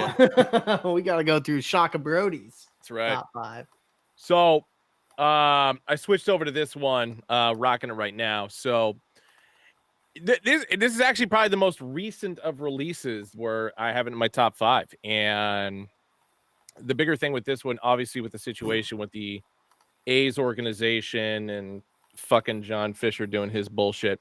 The one thing I'll say in regard to the A's organization that I really connect with is, one, being from Oakland, but two, this particular colorway, which was basically modeled after, excuse me, the 2000 alternate jersey. So you could argue and say it was actually like the first step away from the green and gold identity that the A's organization always had, since their time in Kansas City. And the bigger thing with this one is every time I kind of look at it, I'm not saying when I wear it, I feel like a hard ass, but just look at the hat and it just looks like it's going to fuck you up. And that's honestly why it's like, I got to buy this hat. I need it. And yeah, that's the easy story there. My number 4 is the Chicago Cubs horror pack. For obvious reasons, my favorite horror movie of all time is based around the original version of the horror pack. And so the fact that we did a 2.0 version of this, changed the color up just because of the jumpsuit color that changed. But then more importantly, the Be Alert for Foul Balls patch being for the side patch. The first time we ever used that, I loved it. I bought the hat because we dropped it at the Chicago Sneaker Con. And so using this side patch again, Yeah, I had to add it to my collection, so no Yeah, surprise. shout out to I think it was John who discovered the Be Alert for Foul Balls patch. And I think it's easily one of the most unique patches I've ever seen. Yeah. Mhm. And as I say, it's not a World Series patch, it's not an anniversary, it's just a very specific, unique to Wrigley Field logo. Mhm. Because every Yeah. time I had seen it, it was always at Wrigley Field, and so the fact that we got to use it on a hat, it's just like, oh yeah, it means a lot. Yeah. And that one, Chicago. yeah, and that 1.0 used the Wrigley Field patch, right? The Yeah. 1.0. Yeah. Mhm. Yes, it did. Number 3, shout out to Sneakers and Fitteds. I feel like this is one of the only, same hats that it fell on anybody else's top 5 collection that we've gone through. Absolutely love this hat, and a lot of it just revolves around, since the absence of the quote unquote coked out tiger, this is kind of the next best thing. And Mhm. the I agree. execution by Mark was flawless. The red jersey for the Sunday, championship Sunday. And also the Briggsfield 1951 All-Star Game side patch. Not one Mhm. that's used very often. So Mhm. very 100% Detroit through and through. And excellent job by Mark Sneakers and Fitteds on that one. Mhm. This is a bit of an outlier at my number 2, the Chicago White Sox 75th anniversary at Comiskey Park, but it's a pinky. Mhm. So there are very few times where it's just like I will see a hat and it's just like there's no real fine explanation I can give, but it's just like I want that motherfucker. Yep. And this is one of those hats. This was an Yep. LA exclusive. I've mentioned this before. This is my favorite Chicago White Sox logo of all time for a hat logo, that is. And it's funny because the irony of it is the majority of White Sox fans hate this logo. So go figure, I as don't an know why. outsider, I'm the one that loves Hmm. it the most. But yeah, the Mhm. curly QC, just the fact that it's the bone colorway interior, red exterior. It's not dark navy, it's light navy, black two-tone. But then just being a pinky. And it's just a hat that I could pretty much wear with like any outfit that I usually put together, which is typically like navy blue. If you guys have like really seen me out in public when I'm not wearing a jersey. And yeah, just everything about this hat I love, and I wear it very often. You Mhm. know what, Ben? Like, I remember this hat. Like when I was at the warehouse once, and it was before it had gotten shipped out to LA, and I saw this hat, and I had already had like a 4 or 5 clip that I Yeah. was purchasing, and I remember talking to Davey and like having her talking me out of buying this hat because of just how much money I was already spending. So like I was like, Davey, this hat, it's just beautiful. Mhm. I'm like, I just look at it and I'm like, I want it. I was like, but Yeah. do I need it? Like I have these Yeah. 5 right here. And she's Do like, we really no, you need can always come anything, back Austin, for it. though? And then I tried to come back for it. It was gone. So Yeah. Yeah. No, Mm. this is one that got I'm away. glad they still had my size left of, one of the many trips that I made down to LA this year. And like, yeah, I bought it immediately. I was like, fuck that. I'm Mhm. not letting this one go. Yeah, it's like a nice like bone colorway in the C Hmm. logo too. It is a beautiful crown, and there's also a Toronto Blue Jays that was very similar to this. That was Yes. also very well executed. But the Chicago, there was just something different about the Chicago that Yeah. Yeah. was very very nice. But my number one hat, I designed, or at least had my hand in a bunch of different designs for hats this year, and this one was a bit of a Mhm. passion project. Even though it's like I never grew up as a Golden State Warrior fan, the Mhm. bigger thing always comes back to Oakland, Oakland, Oakland, and every time I wear like the Thunder era Warriors jerseys, I'm always stuck wearing just the A apostrophe hat, A apostrophe S Ace hat. And it's just like, nah, in this day and age, I need something that says Oakland because that team, that era was 100% Oakland. And when Mhm. the Warriors relocated to San Francisco and tried to steal that Oakland identity, fuck them. So I had to do something about it. And I appreciate John tremendously for this one because he understood what I was going for and where I was going with it. And specifically, the typeface for Oakland for that one is because it goes back to when the A's first moved to Oakland from Kansas City. That was kind of their first establishment of identity.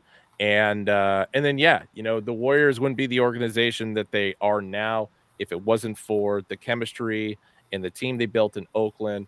And yeah, I would say over the last couple of years, I've never been prouder to be an Oaklander. And yeah, this is kind of the as much as I talk shit about the Warriors, I did this one for all you guys. I'm glad a couple of Oakland scripts got into your rotation for your top 5. Very much an Oakland year for you. It's all I've been wearing pretty much the entire year. Just like, and it's like, yeah, just whatever jersey sweatshirt combination I got. It's like, nope, we're wearing fucking Oakland today. Hell yeah. So, and those are our top 5 hats from each of us for the calendar year. Yeah. Not you know, like, love seeing everybody's top 10s that they're putting on IG. You know, keep tagging us in them. We love seeing them. You know, like, just because we have these in our top 5 don't mean that they need to be in your top 10, you know. So like, that's what makes collecting hats like a beautiful thing, is like everybody's got a unique perspective on what they like, what they dislike, and there's something for everyone. You know, there always is something for everyone. So, you know, like, one thing I did notice, though, Ben, is yours were you're usually a bright and vibrant hat color guy, and you went very dark and neutral colors this year. It was a very dark year for Shaka Brody for many reasons. So, but that was the first immediate thing that I noticed about your top 5. I'm like, I'm like, not the typical sunshine Ben bright hats here. No, I agree, because when I was like picking them out, I noticed the exact same thing. It's like, damn, these are all just fucking dark as shit. It's like thundercloud, man. Yeah, besides the sneakers and fitteds Sunday champ hat, these are all funeral hats. like, he was grieving, like the chat said. He was in mourning this year. Oh man. Yeah, and drop him in Discord too. I saw Wolf Mill said that he'll probably drop his top 10 in Discord. Do it. Drop him in Discord. Maybe we even create a new channel mods that's like top 10 24 or something like that, and everybody can drop in theirs. We'll drop them in. We'll drop in these graphics so everybody can see. And then we will be having some additional graphics like last year. Where we gave the community the opportunity to create their own and post it to social. Yeah, we're gonna do the same thing. So as soon as we have those, we'll hand them out to everybody and post them so everybody can drop in their own pictures and everything too. Can't wait. And I know the other guys won't say it, but I definitely will. Like with hats, it's not like sneakers or anything else. Like, I feel like we release hats virtually every week.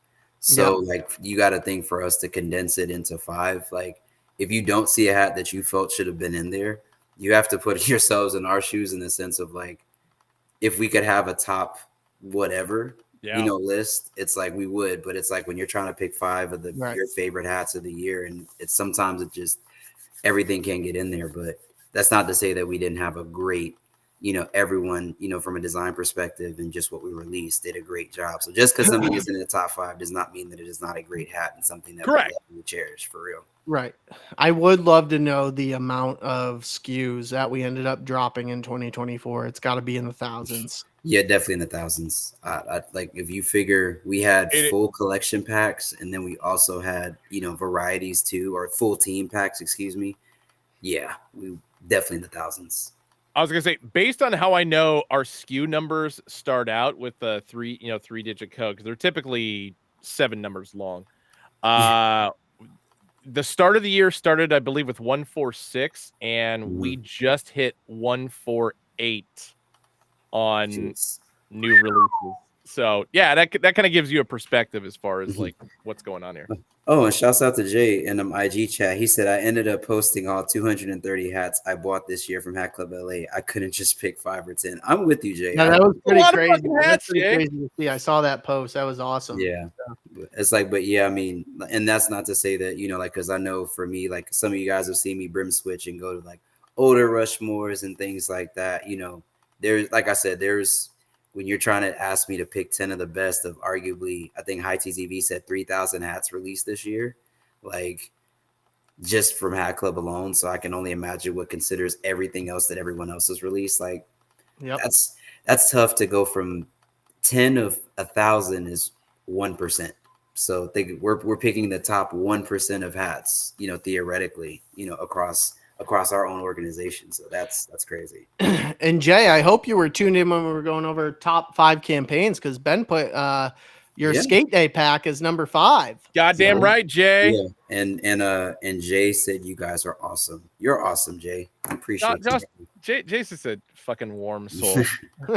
Yeah. So yeah, I mean, I don't even want to do the math on between promos and invoices what I have in the collection this year. I think I said I started the year with like 2, so I don't even want to know. Yes, Flash. Hat Club is why many people have no savings. It's also why my paycheck is less than it should be. Yeah. So, CG, I want to go back and comment on something you said there, because I'm not going to get like too high on a soapbox when I say this, but it is something I brought up in the past. So CG said, so fitteds aren't dying, huh? Tell these folks. They're not. I mean, fitteds have been around for ages, and just certain people cycle through different styles, different silhouettes. Austin's rocking A-frames and stuff these days. Nothing wrong with that. I think a lot of it just comes down to, as far as like, why is it dying, is I went through a bit of a soapbox rant. Oh God, it was like 2 months ago, where I had said it's not necessarily that people are out of ideas for hats. It's just the problem that keeps happening is a lot of other companies keep trying to catch lightning in a bottle with stuff that we've already done. The reality is there's so many other great ideas out there that people just aren't thinking of. Like the collection I've been talking about for months. I still haven't submitted it to Freddie and Jorge. I'm sorry. But I have all next week, because we're, doing less work. We're not going to do recap. So I fucking swear to God, I will send it in. But the other part of it is there's an additional side project that I've got in my head as well. So it just really comes down to just being passionate about something. I've been passionate about hats for almost 23 years now, just like hardcore really about this. And my love for hats is unwavering and not going to slow down. And I think a lot of you guys have met me in person. It's just like, yeah, that energy is pretty infectious and it's not bullshit. So I don't think fitteds are dying. I just think people just have different feelings as far as what they like to wear. And I say it to people all the time too. Like, you're not going out and just rocking one sneaker silhouette. Yeah, it's just a fact. You're not doing it.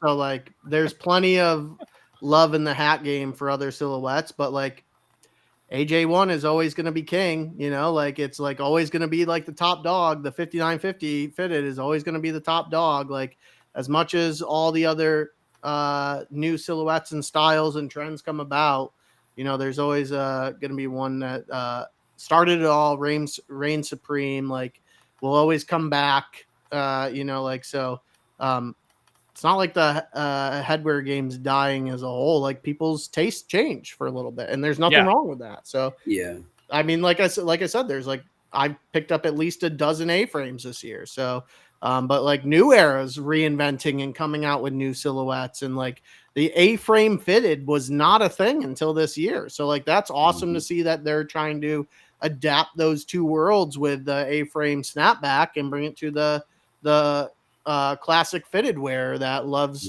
just that traditional closure, that back closure. So I mean, I guess to close it out, because you guys pretty much hit the high notes of it. I think that the one thing about anything that's eclectic or like a community is that the people that are really solid in the community always keep it fresh with new ideas and giving feedback and talking about the things that they see.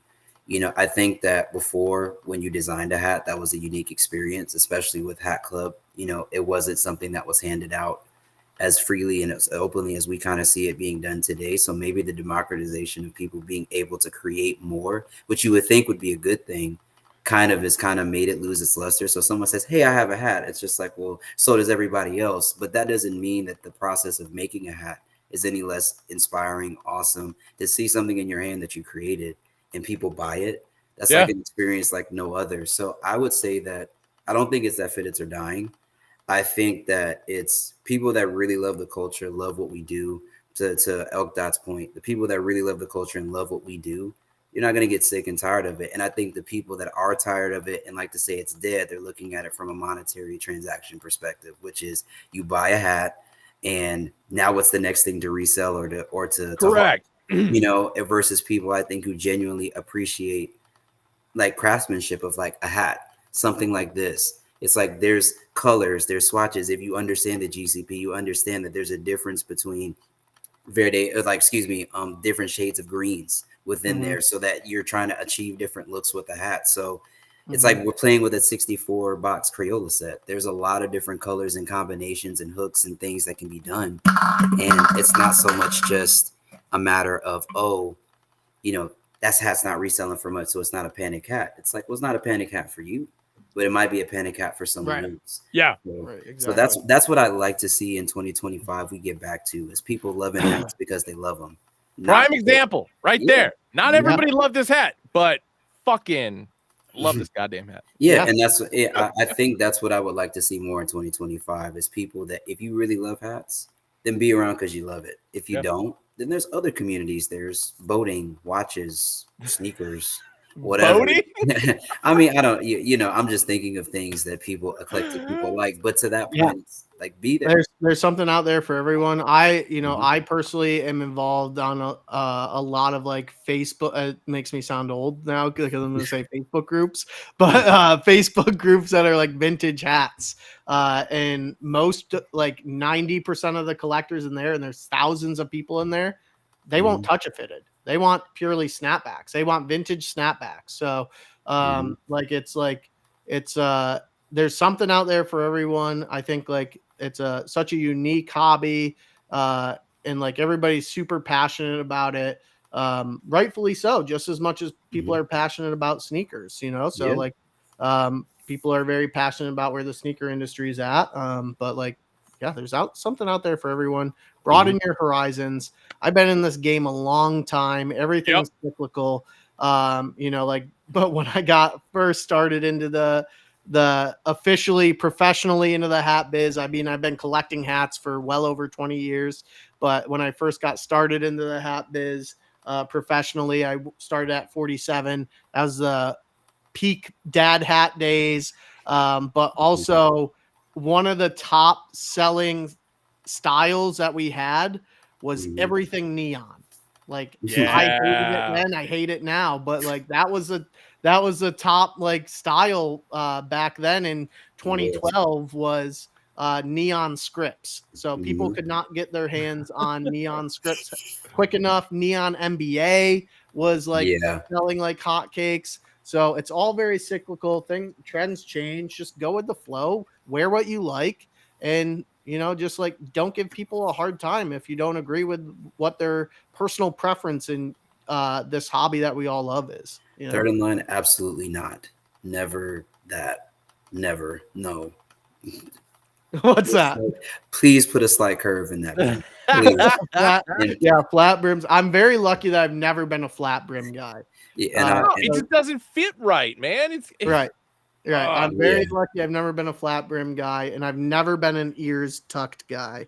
So there are the ear tuckers out there that walk around like this, and that is something that I have always despised since day one of collecting. I've always just been a person where I've said, listen, like I remember when, you know, people used to keep their stickers on because it was the whole idea of it's new, it's fresh. I want you to know it's a new hat.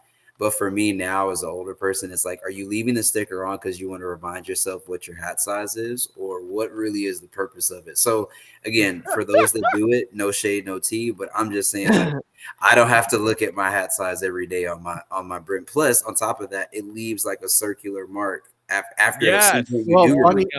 Funny enough story is when I was like a very early collector in like middle school and high school, I would often leave the sticker on, but what I would do is I'd switch it to the bottom of my brim, and I had the circular sticker just like put it underneath on the opposite side of where it was, because I listened to some random ass kid at Lids one time, and that was my first mistake. Yep. So but that was like I listened to some random ass kid at Lids when I was in like middle school and thought this was true all the way up until I joined the hat industry professionally, where they said that the kid told me the oils on your fingers damage the brim.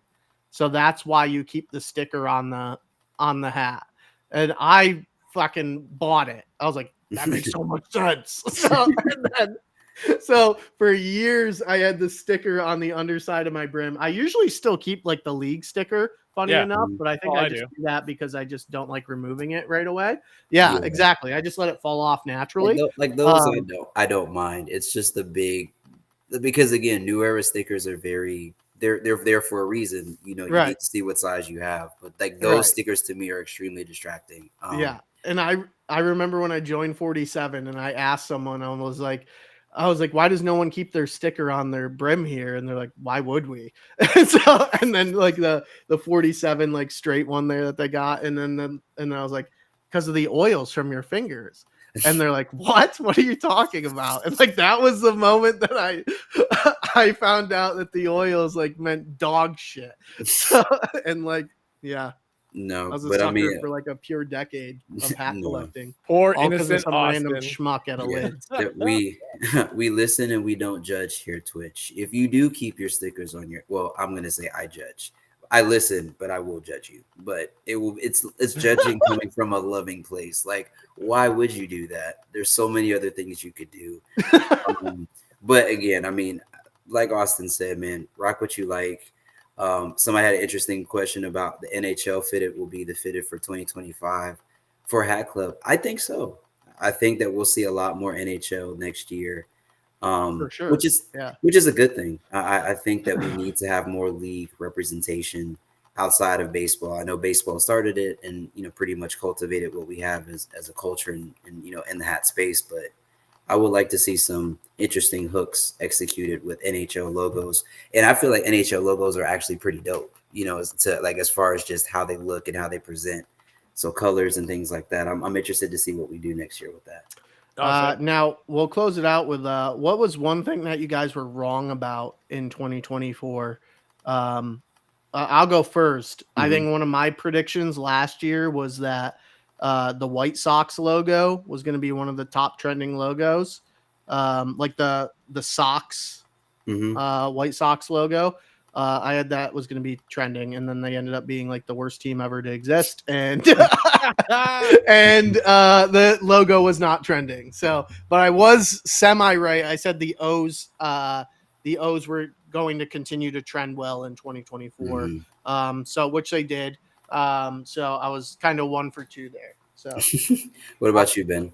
I thought the same thing, but Kansas City Royals. And I vividly remember saying that at the end of the year last year. I was like, oh, dude, Royals hats are going to be so fucking hot. Yeah. Nope. We barely made any. What the fuck? Yep. I think the prediction that I had was, well, it really wasn't a prediction. I think I just kind of said it in passing. I was like, I thought people were going to get tired of the VBAC sets. I thought that was going to happen some point during the year, because it seemed like at one point we were cranking those out every other week. Mm-hmm. And I feel like every single episode of ReCap we did where we showed one that was really, really tough. Like I could see people say, oh my God, that's the greatest thing I've ever seen. And it's like, and I was like, man, like, it's crazy how just turning a logo upside down just completely changed how people felt. It's the same logo, just upside down, like no different than in LA or any different than anything else. But I think just because of how it looked upside down, I was like, it'll be cool for a minute, but I think it'll die down. Yeah. And I think one thing I was right about was I thought the D-backs were going to continue to trend upward. Yeah. Like from the primary D logo to like the Diamondback script, like actual spell out of Diamondbacks to the V-backs logo. I feel like 2024 low-key was the year of Arizona Diamondbacks hats. Like we were in our Duffy heavy with those. Yeah. It's like, so, which is crazy that this year, how many times did we go to Houston? How many Houston exclusive we had? 2? Well, yeah, twice, but it was like same. There was a week. There was a week in between. Yeah. And Flash Fire. Yeah. So I mean, I think I want to say it started. Were you the first person?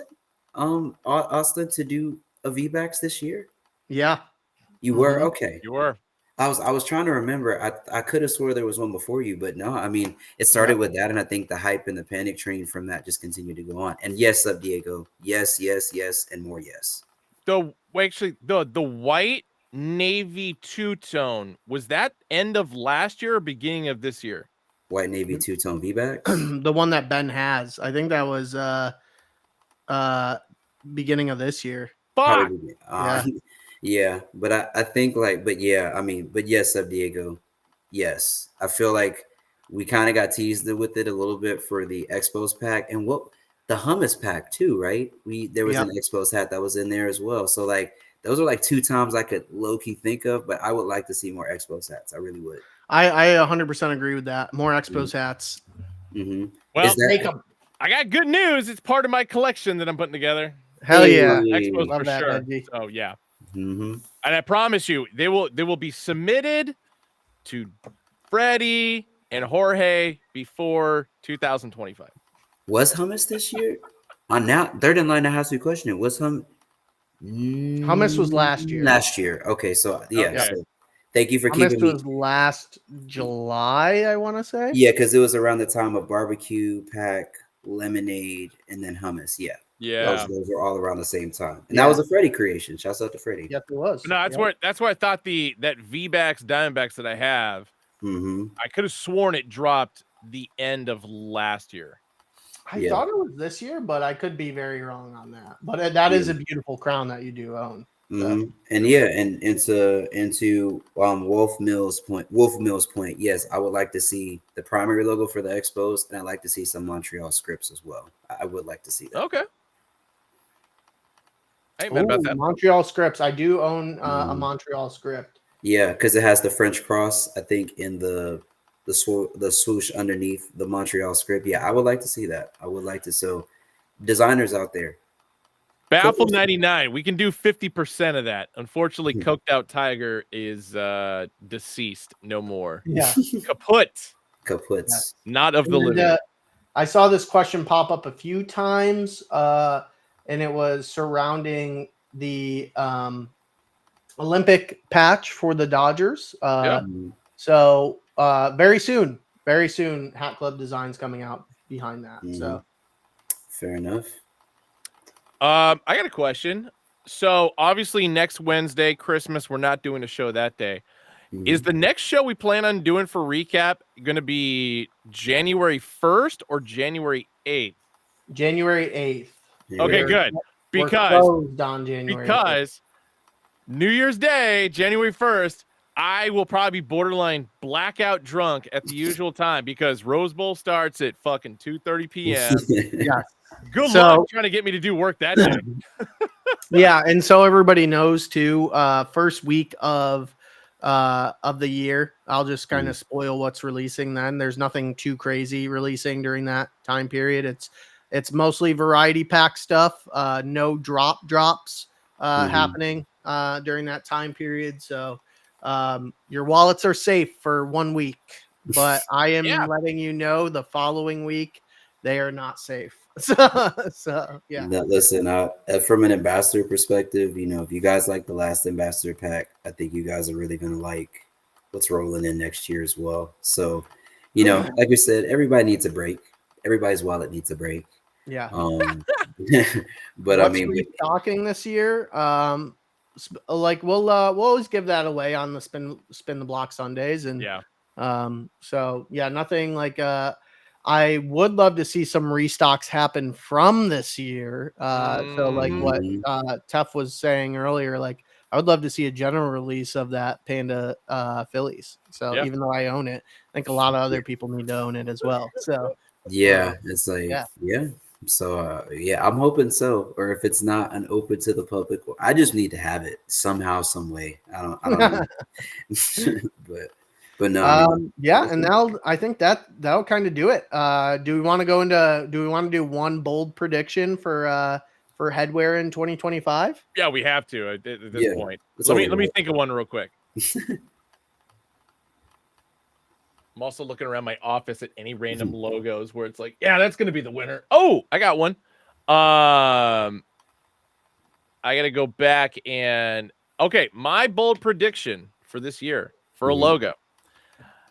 DC Washington Nationals making a huge comeback. Okay. So you're talking about the interlock DC, right? Oh yeah. Okay. Yeah, I do love that logo. I do see that. Okay. Tap? What about you? What? Oh, you're me. I'm still thinking of mine.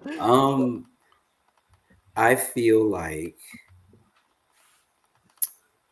I don't think that the Braves, the surge of Braves hats that we've seen, like to close out this year, is going to be isolated. I feel like Brave stock is going to go up next year, especially with the All-Star game being here. Wow. I think that we're going to see a lot more Braves hats, a lot more Braves interpretations, which I'm excited about.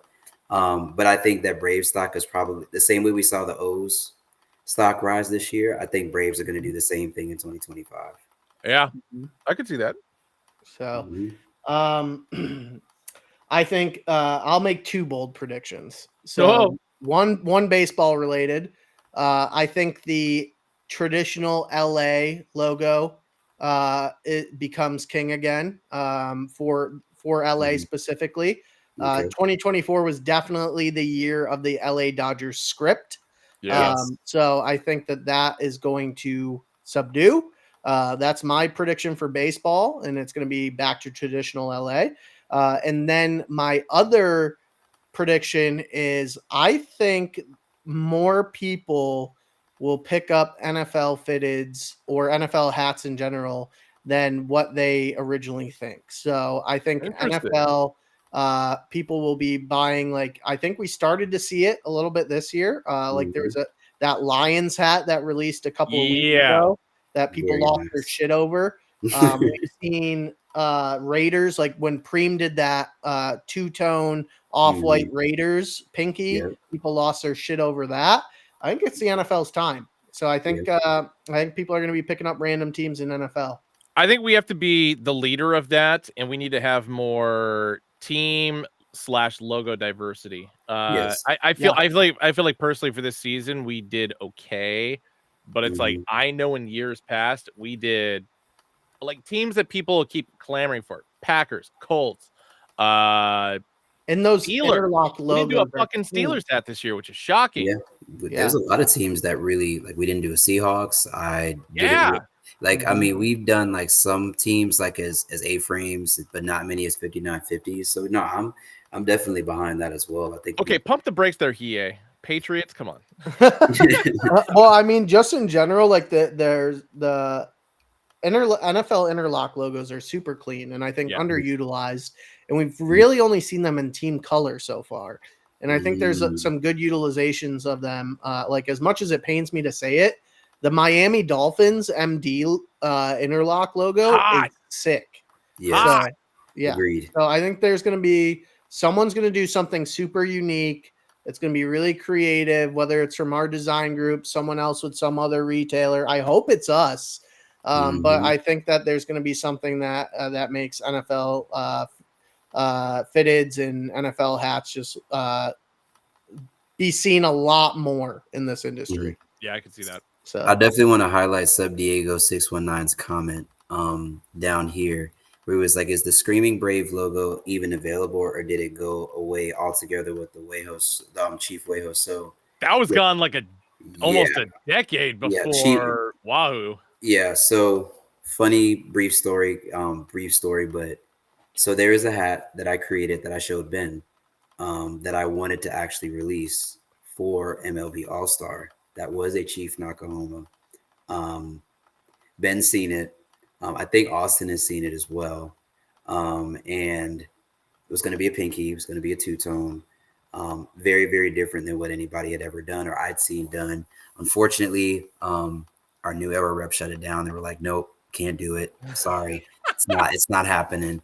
But yeah, maybe one of these days, once the real version drops, I'll show the band version that I actually put together at some point, sometime. Hell yeah! But yeah, I mean, maybe that might have to be done through your personal channels and not Hat Club channels. No. Yeah, not here. It's like, but I think definitely it was. I too was wondering when the Indian script was made available, like, oh, okay, maybe there might be some daylight, but Yeah. Doesn't look like it. Not anytime soon, at least. Cool. I think those are great first predictions. I want to give a huge shout out to all of our viewers, especially those who have still stuck around. We're about 50% less than what we were Longest when we recap started ever. 2.5 hours ago. Yeah. But great hanging out with you guys. Fantastic year. Yep. You know, like I think there's a reason why Hat Club is top dog in this industry.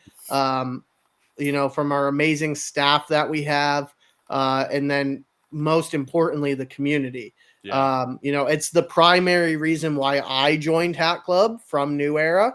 You know, like I was very astonished and like very for like seeing this community grow and what Hat Club was already putting together before I came on board. And it's just been awesome to make great friends, like people who I legit call friends now from the Hat community. Talk with a lot of you regularly.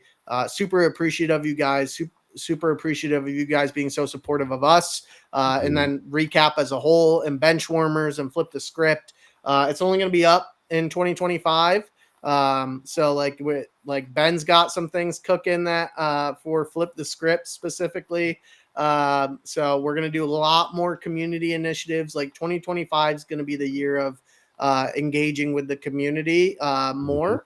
So really excited to be interacting with you guys more on a day-to-day basis. And you guys make this job really special for us. And we're super appreciative to you. Like there's not many other jobs that like Ben, myself and Tef can like get to interact with such cool people on a day-to-day basis and not feel like we're just like stuck doing work and clocking in, clocking out. True. 100%. Yeah. So, cool.